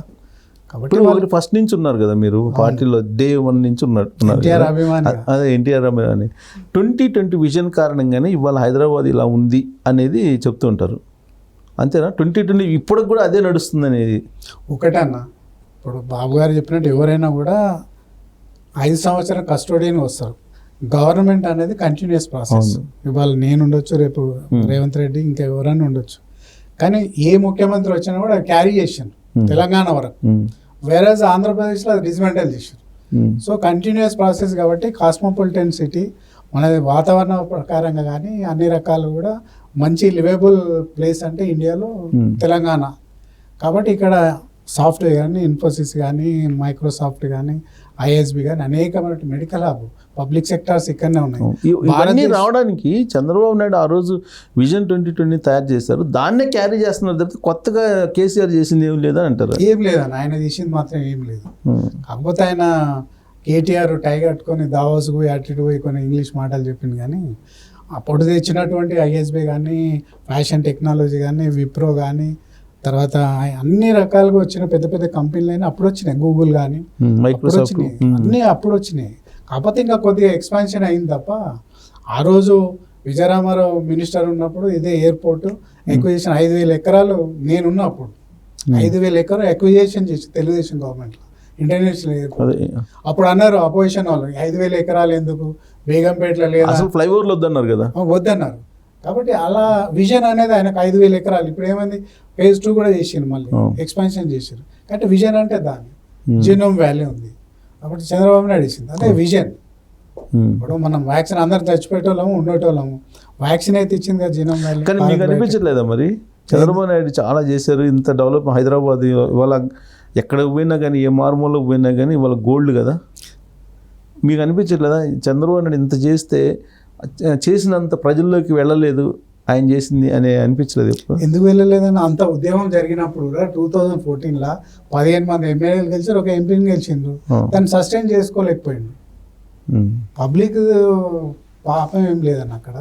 15 మంది ఎమ్మెల్యేలు అంటే ఏంటి, సిటీలో మొత్తం టీడీపీ. అవును, ఎంపీ కూడా టీడీపీ. 15 ప్లస్ 3 4 బీజేపీ అలయన్స్ మొత్తం 19 కదా, 19 గెలిచిండ్రు. ఇక్కడ ప్రజలు అనేది ఓట్లు వేసిన ఆయనకు, దాన్ని సస్టైన్ చేయలేకపోయిండ్రు.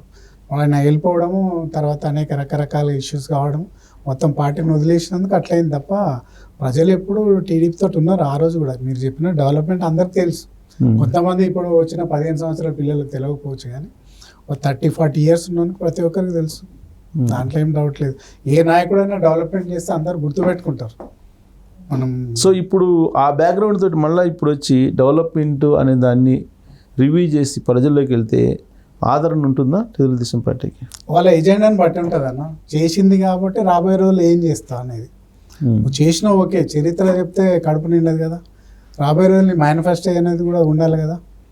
అందరిలాగా నువ్వు చెప్పుకుంటే కాదు కదా. సరే రీఇన్స్టేట్ చేయాలి, మళ్ళీ డెవలప్ చేయాలంటే నువ్వు చేసినవి అందరికి తెలుసు. What you are going to do అనేది కూడా ముఖ్యం కదన్న. నీ నాయకుడి క్యారెక్టర్ ఎటువంటిది దాని మీద కూడా ఉంటుంది. ఇప్పుడు ఈ రాష్ట్రంలో ఆల్టర్నేటివ్ ఎవరు అంటే రేవంత్ రెడ్డి. కేసీఆర్కి మొగడెవరు అంటే రేవంత్ రెడ్డి అనేది పబ్లిక్లో వచ్చింది. Whether it is correct or not God knows. అన్నప్పుడు ఆయనకే అరే ఆల్టర్నేటివ్ రేవంత్ రెడ్డి నాయకత్వం బాగుందని వేసిండ్రు. అట్లా రేపు నువ్వు పెట్టే నాయకుడిని ఆయన క్యారెక్టర్ క్యాలిబర్ని బట్టి ఉంటుంది. అంతే తప్ప నేను ఇది చేసినా అది చేసినా కదా. What you are going to అనేది కూడా ఉంటుంది. సో ఇప్పుడు తాజాగా మారినటువంటి రాజకీయ పరిణామాలు, అక్కడేమో చంద్రబాబు నాయుడు అధికారంలో ముఖ్యమంత్రిగా వచ్చారు, ఇక్కడేమో రేవంత్ రెడ్డి వచ్చారు. వీళ్ళిద్దరిని చూసిన తర్వాత కొంతమంది బీఆర్ఎస్ వాళ్ళు డైరెక్ట్గా అన్నది ఏంటంటే రాబోయే రోజుల్లో 2 రాష్ట్రాలను కలిపేస్తారు. జోక్ ఆఫ్ ది మిలియన్, అంతే తప్ప ఇంకేం లేదు. వినలేదా మీరు? విన్నా. అదంతా రాజకీయం గురించి వాడే డైలాగ్స్ తప్ప. సరే కలిసిండ్రు, విడిపోయిండ్రు. రెండోసారి కదా మనం విడిపోయింది. గతంలో ఆంధ్రప్రదేశ్ మద్రాస్ స్టేట్లో ఉన్నటువంటి ఆంధ్ర రాష్ట్రం ఏర్పడ్డది. గతంలో నిజాం స్టేట్లో ఉన్నటువంటి భాజపా ప్రయుక్త రాష్ట్రాలుగా 1956లో ఫజల్ అలీ కమిషన్ వేసిన తర్వాత హైదరాబాద్ రాష్ట్రం 3 ముక్కలైంది. తర్వాత ఆంధ్రప్రదేశ్ రాష్ట్రం అయిన తర్వాత మళ్ళీ కాంగ్రెస్ తెలంగాణ హైదరాబాద్ స్టేట్ అంటే కలిసింది. కాబట్టి మళ్ళీ కలిసే ప్రసక్తే ఉండదు. దేశాలే కలిసినాయి అని చెప్తా అంటున్నారు కదా. బెర్లిన్ ఏదో ఉన్నాయి చెప్తుంటారు. ఒక్కసారి అన్న, ఒక్కసారే 2 సార్లు విడిపోయింది, 2 సార్లు కలిసింది. మూడోసారి ఛాన్స్ లేదు అట్టంటారా? మూడోసారి ఛాన్స్ లేదు, ఒకసారి కాదు. అంటే ఛాన్స్ లేదు మీరు అంటున్నారు. అక్కడేమో చంద్రబాబు అంటున్నాడు, ఇక్కడేమో రేవంత్ రెడ్డి అన్నారు. అవి విడిపోకపోయినా ఇది ఇద్దరు ఒకటే కదా అని అంటారు. వాళ్ళు ఒకటైనా మాత్రాన ప్రజలు ఒకటి కాదు కదా. ఎంతో మంది ప్రాణత్యాగాలు చేశారు. బీఆర్ఎస్ వాళ్ళు ఏమో వాళ్ళిద్దరు ఒకటే అంటారు. అలా అంటారు. ఈయనేమో అసలు నా గురువు, ఆయన గురువు అంటే నేను చెప్పు తీసుకుని కొడతాను ఎవడాడు అనేది అని అంటాడు ఈయన రేవంత్ రెడ్డి. అంటే మనిషి ఎవరైతే క్వశ్చన్ చేస్తారో దాని మీద ఆయన డైలాగ్ వచ్చింటాడు. కానీ ఇప్పుడు వ్యంగ్యంగా అంటే అట్లనే అంటాడు, నీ గురువా, నువ్వు గురువు అంటే ఏమవుతుంది, గురువా అంటే ఇంకో కోపం వస్తుంది. ఇప్పుడు మీరు నన్ను అంటే నేనేం పెద్ద తీసుకోను, అలాంటి మాట రాదు. ఎవరైతే అంటారో దాని ప్రకారంగానే ఆ సందర్భంగా వచ్చిందంటారా? అదే కదా ఆయనకున్న ఎబిలిటీ. అంతే తప్ప గురువు అన్నంత మాత్రాన పోయేదేం లేదు, సహచారుడు అన్నంత మాత్రాన వచ్చేదేం లేదు అక్కడ. సో వీళ్ళిద్దరిలో ఒక్కరిని అయితే ఖచ్చితంగా రాజకీయం నుంచి దించాలి, లేదంటే కష్టం అనే ఒపీనియను కేసీఆర్కి జగన్మోహన్ రెడ్డికి ఉంది అనేది. ఏదో కర్ణాటక నుంచి బెంగళూరు కేంద్రంగా చేసుకొని ఇప్పుడు రేవంత్ రెడ్డి మీద ఏదో పెద్ద కుట్ర జరుగుతుంది అనేటువంటిది ఒకటి గత 2 రోజుల నుంచి చాలా బలంగా వినిపిస్తుంది. దానికి మళ్ళీ గాలి జనార్దన్ రెడ్డి ఇవన్నీ తీసుకొస్తున్నారు అనుకోండి రకరకాలుగా. ఏంటి ఆ కుట్ర? ఈయన కూడా ఈ మధ్య అడిగారు నా మీద కుట్ర పండుతున్నాడని, ఏదో కుట్ర పండుతున్నారు ఎవరు అని. నాకు తెలిసినంత అలాంటి కుట్రలు ఏం లేవన్నా. చంద్రబాబు నాయుడు ఆయన హ్యాపీగా ఉన్నాడు అక్కడ. ఆయన అక్కడ 5 సంవత్సరాలు ఇంకా కావాలంటే సెంట్రల్ మినిస్టర్లు ఇచ్చేటోళ్ళేమో ఆయనకు. కానీ అక్కడ ఆయన డెవలప్మెంట్ వరకే ఉంటాడు. కానీ ఇట్లాంటి చీప్ టాక్టిక్స్ లేవు ఆయన దగ్గర, హేరాపేరీలు ఉన్నాయి ఆయన దగ్గర నాకు తెలిసిన. ఆయన కాదు, ఆయన విషయంలో, రేవంత్ రెడ్డి విషయంలో. రేవంత్ రెడ్డి కూడా ఏం అయ్యేది ఏం లేదు. ఇప్పుడు జగన్మోహన్ రెడ్డి కేసీఆర్ ఒకటే కదా, దీంట్లో ఎలాంటి సందేహం లేదు కదా. 100%. రాజకీయాలకు అతీతమైనటువంటి బంధం నాకు మోడీకి ఉందని చెప్పి చెబుతుంటాడు జగన్మోహన్ రెడ్డి, అనేక సందర్భాల్లో చెప్పాడు. సో అది ఇప్పుడు జగన్మోహన్ రెడ్డి ద్వారా కేసీఆర్ ఏదో నడుపుతున్నాడు అనేది కదా గత 2 రోజుల నుంచి. కేసీఆర్ జగన్మోహన్ రెడ్డి కలిసినా లేకుంటే డికే శివకుమార్ తోటి ఇంకేమైనా మంత్రులను చెప్పినా కానీ 5 సంవత్సరాలు మాత్రం గ్యారెంటీ ఉంటాడు రేవంత్ రెడ్డి గారు. దాంట్లో ఎలాంటి డౌట్ లేదు. సీనియర్సే అప్రూవల్ ఇచ్చారు కదన్నా. 10 సంవత్సరాలు మా రేవంత్ రెడ్డి గారే ఉంటాడని చెప్పి అంటున్నారు. హ్యాపీ ఉన్నారు. మరి ఈయనేమో నాకు కుట్ర పండుతున్నారు అని చెప్పి అంటున్నాడు కదా, ఆయనే అంటున్నాడు కదా. ఈ మధ్య కాలంలో అయితే ఏమనలేదు. జస్ట్ ఒక 15 రోజుల క్రితం అనుకుంటా ఉంది. కుట్ర పండుతారు కానీ దాని కుట్రను చేలుస్తాను అంటాడు. వాళ్ళు పండుతుండవచ్చు, నాకు తెలియదు కదా. ముఖ్యమంత్రికి ఎన్నో రకాలుగా ఐబీ నుంచి ఉంటుంది, ఇంటెలిజెన్స్ నుంచి ఉంటుంది, ఎస్బీ నుంచి ఇన్ఫర్మేషన్ వస్తుంది కాబట్టి ఉండొచ్చు. మీరు అన్న ప్రకారంగా వాళ్ళంతా కలిసి నేను దింపేయాలి, ఇంకా XYZ వచ్చినా పర్వాలేదు, రేవంత్ రెడ్డి ఉండొద్దని కుట్ర జరుగుతుండొచ్చు. కానీ కుట్రని ఛేదించేంత కెపాసిటీ మా ముఖ్యమంత్రికి అయితే ఉంది. సో ఇప్పుడు బెంగళూరులోకి వెళ్ళిన తర్వాత జగన్మోహన్ రెడ్డి ఇదే పని పైన ఉన్నాడు, కేసీఆర్ దూతగా ఆయన అదే పని చేస్తున్నాడు అనేది ఒక వర్షను. రెండో వర్షన్ ఏంటంటే తీహార్ జైల్లో ఉన్న కవితను ఎట్టగట్ట బయటకు తీసుకురావడానికి అదేదో గాలి జనార్దన్ రెడ్డి ద్వారా ఢిల్లీలో పెద్దలతో మాట్లాడుకుంటున్నారు అనేది ఇంకొక వర్షను. ఈ రెండిట్లో ఏదో ఉంటుంది. ఒకటి కుట్రలు చేస్తాను అనేది అపోజిషన్ ఏదో చేస్తూ ఉంటారు, దాంట్లో మనం దాని గురించి పెద్దగా ఆలోచన పెట్టి తలవలు కొట్టుకోవాల్సిన అవసరం లేదు. దాన్ని ఏ విధంగా ఛేదించాలో రేవంత్ రెడ్డికి బాగా తెలుసు, ఎందుకంటే కిందికి వెళ్ళి వచ్చిన కార్యకర్త నుంచి వచ్చినవాడు. ఇలాంటి ముఖ్యమంత్రి కాబట్టి ఆయనకు అన్ని రకాల ఇన్ఫర్మేషన్ ఉంటుంది. ఎన్టీ రామారావు లాగా నాకేమైతుంది నా మీద ఉన్నట్టు అలసత్వంగా ఉండే మనిషి కాదు, ఏ అలవాటు లేని మనిషి. 18 hours పనిచేస్తా అంటున్నాడు కాబట్టి ఆయనకు అంత ఇన్ఫర్మేషన్ ఉంటుంది. ఎప్పుడే కానీ రేవంత్ రెడ్డి గారు అఫెన్స్లో ఉంటాడు, డిఫెన్స్లో ఉన్నాడు. అవును, కాబట్టి అఫెన్స్లో ఉంటాడు, డిఫెన్స్లో ఉంటాడు, కష్టపడతాడు. కానీ అఫెన్స్లో ఉంటాడు ఏమైతే ఏం కాదు ఆయన. రకరకాలుగా ఆలోచన చేసి పెట్టుకుంటాడు, ఒకటంటే 2 చేసి పెట్టుకుంటాడు. కాబట్టి దానివల్ల రేవంత్ రెడ్డి గారికి అయ్యేది లేదు, పోయేది 100% ఉంటాడు. రెండోది ఇప్పుడు మరి అక్కడ ఏదో చేస్తున్నారనేది రెండో వర్షను. ఏదన్నా తీహార్ జైలు నుంచి ఏదో కవితను బయటకు తీసుకొచ్చుకోవాలనే ప్రయత్నం. చూడన్నా, ఒకసారి ఈడీ కానీ సిబిఐ ఎంటర్ అయిన తర్వాత రాజకీయ పార్టీలకు సంబంధం ఉండదు. ఒకసారి ఛార్జ్షీట్ వేసిన తర్వాత ఏ ముఖ్యమంత్రి, లాలూ ప్రసాద్ పెద్ద నాయకుడు అండి, కొన్ని రోజులు ట్రాక్ చేస్తారు తప్ప అది శిక్ష కానీ దేంట్లో కూడా ఒక కాన్స్టిట్యూషన్ పోస్ట్లో ఉన్నటువంటి జడ్జులు కానీ లేకుంటే సిబిఐ కానీ ఈడీ కానీ ఛార్జ్షీట్ వేసేంత వరకే. ఛార్జ్షీట్ వేసిన తర్వాత వాళ్ళు విత్ ఎవిడెన్స్, సిఆర్పిసికి ఐపీసీకి ఈడీకి డిఫరెన్స్ ఏంటంటే ఈడీ అనేవాళ్ళు అన్ని ఎవిడెన్సెస్ తీసుకున్న తర్వాతనే కేసు బుక్ చేస్తారు. ఐపీసీ సిఆర్పిసి ఏంటంటే అరెస్ట్ చేసిన తర్వాత ఎంక్వైరీ ఇన్వెస్టిగేషన్ చేస్తారు. కాబట్టి ఈడీ నుంచి తప్పుకోవడం చాలా కష్టం. ఇప్పుడు సిబిఐ కూడా ఎంటర్ అవుతుంది, మన కేజ్రీవాల్ ఉన్నది, ఈడీ బెయిల్ ఇస్తే సిబిఐలో అరెస్ట్ చేసింది. కాబట్టి ఈమె నెక్స్ట్ అదే ఉంటుంది ఇక. కాబట్టి ఆ రెండింటి నుంచి బయటకు వచ్చిన తర్వాత ఇంకో మూడోది కూడా రావచ్చు, ఇన్కమ్ ట్యాక్స్ వాళ్ళు కూడా రావచ్చు. కాబట్టి ఆమె ఇంత త్వరలో లీడర్లు వీళ్ళన్నంతా బయట చెప్పుకోవడానికే తప్ప ఒకసారి సిబిఐ ఈడీ అయిన తర్వాత లేట్ కానీ దేరే అందరినయ్యి అన్నట్టు వీళ్ళు ఏం చేసేది ఉండదు. కానీ ఏం చేసేది ఉండదని మీరు చెప్తున్నారు, ఒక అడ్వకేట్గా మీరు చెప్తుండొచ్చు. కానీ జగన్మోహన్ రెడ్డి విషయంలో అలా లేదు కదా. జగన్మోహన్ రెడ్డి విషయంలో 10 సంవత్సరాల నుంచి బెయిల్ మీద ఉంటానికి కారణం బీజేపీ పెద్దలు అంటారు కదా. నేను అదే చెప్తున్నానా, లేట్ ఉంటుంది. కొన్ని కాన్స్టిట్యూషనల్ కోర్ట్స్ ఉంటాయి, ఇప్పుడు హైకోర్టు ఉంది, కాన్స్టిట్యూషన్ కోర్ట్, లోవర్ కోర్ట్స్ ఉంటాయి, ప్రొసీజరల్ కోర్ట్స్. కాబట్టి కొన్ని ఉంటాయి, కొద్దిగా వచ్చిన తర్వాత కొంత లేట్ అవుతుంది. ఇప్పుడు లాలూ ప్రసాద్ లేట్ అంటే ఒకటి, ఇప్పుడు సోనియా గాంధీ దయాదాక్షిణ్యాలు లేదంటే ఆమె ఆశీస్సుల ద్వారానే బయటకు వచ్చాడు అప్పట్లో బెయిల్ మీద అనేది కదా. జగన్మోహన్ రెడ్డి మీద ఉంది 16 నెలలు జైలు జీవితం గడిపి తర్వాత సోనియా గాంధీ ఆశీస్సులతో బయటకు వచ్చాడు అనేది కదా అప్పట్లో. అట్లేం లేదన్న, 16 నెలలు అది లాంగ్ పీరియడ్ లోపల ఉండడం అనేది. ఛార్జ్షీట్ వేసిన తర్వాత బయటకు వచ్చిండు అతను. ఛార్జ్షీట్ వేసిన తర్వాత ఇప్పుడు ఎందుకు అరెస్ట్ అనేది మ్యాండేటరీ కాదన్న. అరెస్ట్ ఏదన్నా నీకు ఎవిడెన్స్ డిస్ట్రాయ్ చేస్తాడని చెప్పి లేకుంటే పారిపోతాడని చెప్పి అలాంటి వాళ్ళది ఉంటుంది తప్ప ఇప్పుడు ఏం చెప్తుంది చట్టం, arrest is not a mandatory. కాబట్టి కొన్ని కారణాల వల్ల ఛార్జ్షీట్ వేసేంత వరకు అరెస్ట్ చేసి లోపల పెడతారు అంతే తప్ప దానివల్ల అరెస్ట్ అయినంత మాత్రం ఏదో ఆయనకు శిక్ష పడినట్టు కాదు కదా. ఇప్పుడు వివేకానంద రెడ్డి మర్డర్ కేసులో ఛార్జ్షీట్ అయినాయి, అన్నీ అయినాయి. అసలు ఏది ప్రధాన నిందితుడిగా ఉన్నటువంటి వాళ్ళని అసలు టచ్ కూడా చేయలేకపోతున్నారు కదా. అంటే పొలిటికల్ ఇన్ఫ్లుయెన్స్ ఉంటుంది కదా. ఇప్పుడు అలాగే ఇన్వెస్టిగేషన్ లేట్ అవుతుంది అంతే తప్ప శిక్ష మాత్రం 100% ఉంటుంది ఎవరైతే ఉంటారో. కాబట్టి అందరూ ఉన్నారు కదా అన్న, చాలామంది లోపల భాస్కర్ రెడ్డి కానీ తర్వాత చాలామంది ఉన్నారు, శివప్రకాష్ రెడ్డి అనే వాళ్ళు చాలామంది ఉన్నారు. కొంతమంది బెయిల్ మీద వచ్చారు. మనం అనుకునే క్యాండిడేట్ ఎవరైతే ఉన్నారో ఆయన పోలేదని అంటున్నారు.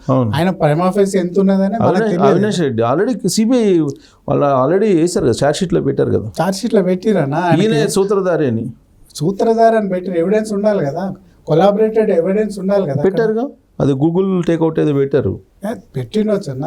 గూగుల్ అనేది ఎంతోమంది ఉంటారు, నేను ఇక్కడ ఉంటా పక్క రూమ్లో ఉంటా కూడా ఇక్కడ కనిపిస్తాను నేను. దాంట్లో ఇది కాదు, కొలాబరేటెడ్ ఎవిడెన్స్ కూడా ఉండాలి, కంటిన్యూ చైన్ ప్రాసెస్లో ఎవిడెన్స్ ఉండాలి దానికి. నేను ఆయన సిబిఐ వాళ్ళు ఆయన అరెస్ట్ చేయలేకపోయారు, కర్నూలు వెళ్ళి వెనక్కి వెళ్ళిపోయారు. ఇప్పుడు కవితను కూడా ఏదో ఢిల్లీ బీజేపీ పెద్దల ద్వారా ఆమెను ఏదో బెయిల్ మీద తీసుకొచ్చుకోవాలి. సరే మీరు అన్నట్టు ప్రాసెస్ లేట్ అవుతుంది, అయినా కానీ ఇప్పుడు ఆమె బయటికి తీసుకురావాలి. ఆమెను ఫస్ట్ కేసీఆర్కి అదే ఒక లక్ష్యంగా పెట్టుకొని ఏదో జగన్మోహన్ రెడ్డి ద్వారా అటు గాలి జనార్దన్ రెడ్డి ద్వారా అటు ఏదో ప్రయత్నాలు చేస్తున్నారని ఇది కదా ఒక వర్షన్. ఇంకా అది వాళ్ళకు చెందింది. కానీ నాకు తెలిసినంత వరకు ఇవన్నీ ఈడీ కానీ సిబిఐ కానీ ఒకసారి ఛార్జ్షీట్ వేసిన తర్వాత ఎవరు ఏం చేయలేరు. ఎందుకంటే I know something about CBI. ఎందుకంటే విజయరామారావు సిబిఐ ఉంది కాబట్టి లేట్ అయ్యేది. దానా కేసు అన్న లాలూ ప్రసాద్ 30 ఏళ్ళ తర్వాత శిక్ష పడ్డది, లేట్ అవుతుంది. జయలలితకు కూడా అంతేగా, జైలు అంతే కదా. శిక్ష ఓకే, కాబట్టి ఈ లోపు కొద్దిగా ఉపశమనం పార్టీ లేదా మారి జరగవచ్చు, ఏదన్నా కొద్దిగా జరగవచ్చు, కానీ అలాంటిది ఏమి ఉండదు నాకు తెలిసినంత వరకు. సో ఇప్పుడు కేసీఆర్ బీఆర్ఎస్ పార్టీని కంటిన్యూ చేయగలడా? చేస్తారన్న, పార్టీ ఎక్కడో ఓట్లు ఉంటాయా లేదా దేవుని గారికి. అంటే అది బీజేపీ వాళ్ళు ఏదో విలీనం చేయమని చెప్పి ఏదో ప్రెజర్ చేస్తున్నారు అనేది కూడా ఒకటి వినిపిస్తుంది కదా. ఉండొచ్చు, మరి ఏదైనా చేయగలుగుతాడన్న. తెలంగాణ గురించి పుట్టినటువంటి టీఆర్ఎస్ పార్టీనే తీసేసి బీఆర్ఎస్ అని పెట్టుకున్నాడు. కూతురు గురించి మెర్జ్ చేయొచ్చు, దాంట్లో ఏముంది, పెద్ద ఆశ్చర్యం చేయాల్సిన అవసరం లేదు. తెలంగాణ గురించి నా పార్టీని కలుపుతా అన్నాడు, కలపలేదు, రేపు కలుపుతాడేమో బీజేపీకి. ఇప్పుడు కాంగ్రెస్ పార్టీ సపోర్ట్ చేస్తారు. కలపడం అనేది మనసులో ఉండే, కలపలేకపోయాడు. రేపు బిడ్డ గురించి కలపవచ్చు. దాంట్లో యాక్చువల్గా కాంగ్రెస్ పార్టీలో మెర్జ్ చేస్తానంటేనే కదా తెలంగాణ వచ్చింది అనేది చెప్తుంటారు కదా. నేను అదే అంటున్నా, ఆయన రాష్ట్రం గురించి పార్టీ పెట్టిన అన్నాడు కాబట్టి మేము తెలంగాణ ఇస్తే కాంగ్రెస్ పార్టీలో మెర్జ్ చేస్తాడు, చేయలేదు. ఇప్పుడు బిడ్డ గురించి మెర్జ్ చేస్తుండొచ్చు ఈ అవకాశం. సో ఫైనల్గా అది మెర్జింగ్ పార్టీ అంటారు భవిష్యత్తులో ఏదో దాంట్లో. నేను మెర్జింగ్ పార్టీ అన్నాను, కానీ దెర్ ఇస్ ఏ ఛాన్స్. ఇప్పుడు పార్టీ టీఆర్ఎస్ పార్టీనే లేకుండా చేసిండన్న. అవును, ఇక నువ్వు దీంట్లో ఏమో మనం ఆశ్చర్యపోవాల్సిన అవసరం లేదు. మళ్ళీ ఏదో టీఆర్ఎస్ పార్టీని మళ్ళీ అంటాడు బీజేపీ చేసి నన్ను సీఎం చేయమంటాడేమో ఆప్షన్. గతంలో అంతే కదా, నా కాంగ్రెస్ పార్టీలో మెర్జ్ చేస్తే నన్ను సీఎం చేయమన్నా. అవును, అప్పుడు ఉన్నటువంటి జానాయుడు పెద్దలంతా నేనే వరకు పార్టీ తీసుకున్నాడు. రేపు బీజేపీ నాకు పగ్గాలు ఇస్తా అంటే కావచ్చు, నేనేమో ఆశ్చర్యపడను. కేసీఆర్ ఏదైనా చేస్తాడు. అందుకని 25 మంది నాకు టచ్లో ఉన్నారు కాంగ్రెస్ వాళ్ళు అంటుంది. హైదరాబాద్ కాంగ్రెస్ వాళ్ళు 25 మంది అయితే ఏమి ఉండరు ఇప్పటి వరకు, 100% ఉండరు. ఆయన 39 మందితో అలా మెర్జ్ చేసి బిడ్డని బయటికి తీసుకురావచ్చు, కానీ కాంగ్రెస్ పార్టీని 5 సంవత్సరాలు ఏం చేయలేడు.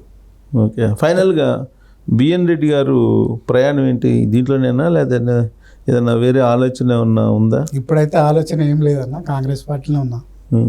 న్యాయం చేస్తారని నమ్మకం ఉంది రేవంత్ రెడ్డి మీద. న్యాయం చేసినా చేయకున్నా గతంలోనే నేను ఎన్నోసార్లు నాకు అవకాశాలు నా ముందుకెళ్ళి పోయినాయి. ఎమ్మెల్యేసీ టికెట్లు నాకు పెద్ద బాధపడాల్సిన అవసరం లేదు. సో ప్రత్యక్ష ఎన్నికల్లో పోటీ చేసే ఆలోచన లేదంటారు. ఇప్పుడున్న పరిస్థితి ఎట్లుందన్నా, ఆ పరిస్థితులను బట్టి రేపు డిలిమిటేషన్ బట్టి ఛాన్స్ ఉంటే చేస్తాం, లేకుంటే నో రిగ్రెట్స్. సో ఏదో ఒక రోజు టర్నింగ్ అయితే జనరల్గా వస్తుంది ఏ రాజకీయ నాయకుడికైనా. మాకైతే రాలే ఇప్పటి వరకు, వస్తుందని కోరుకుందాం. Thank you very much. Thank you. Right.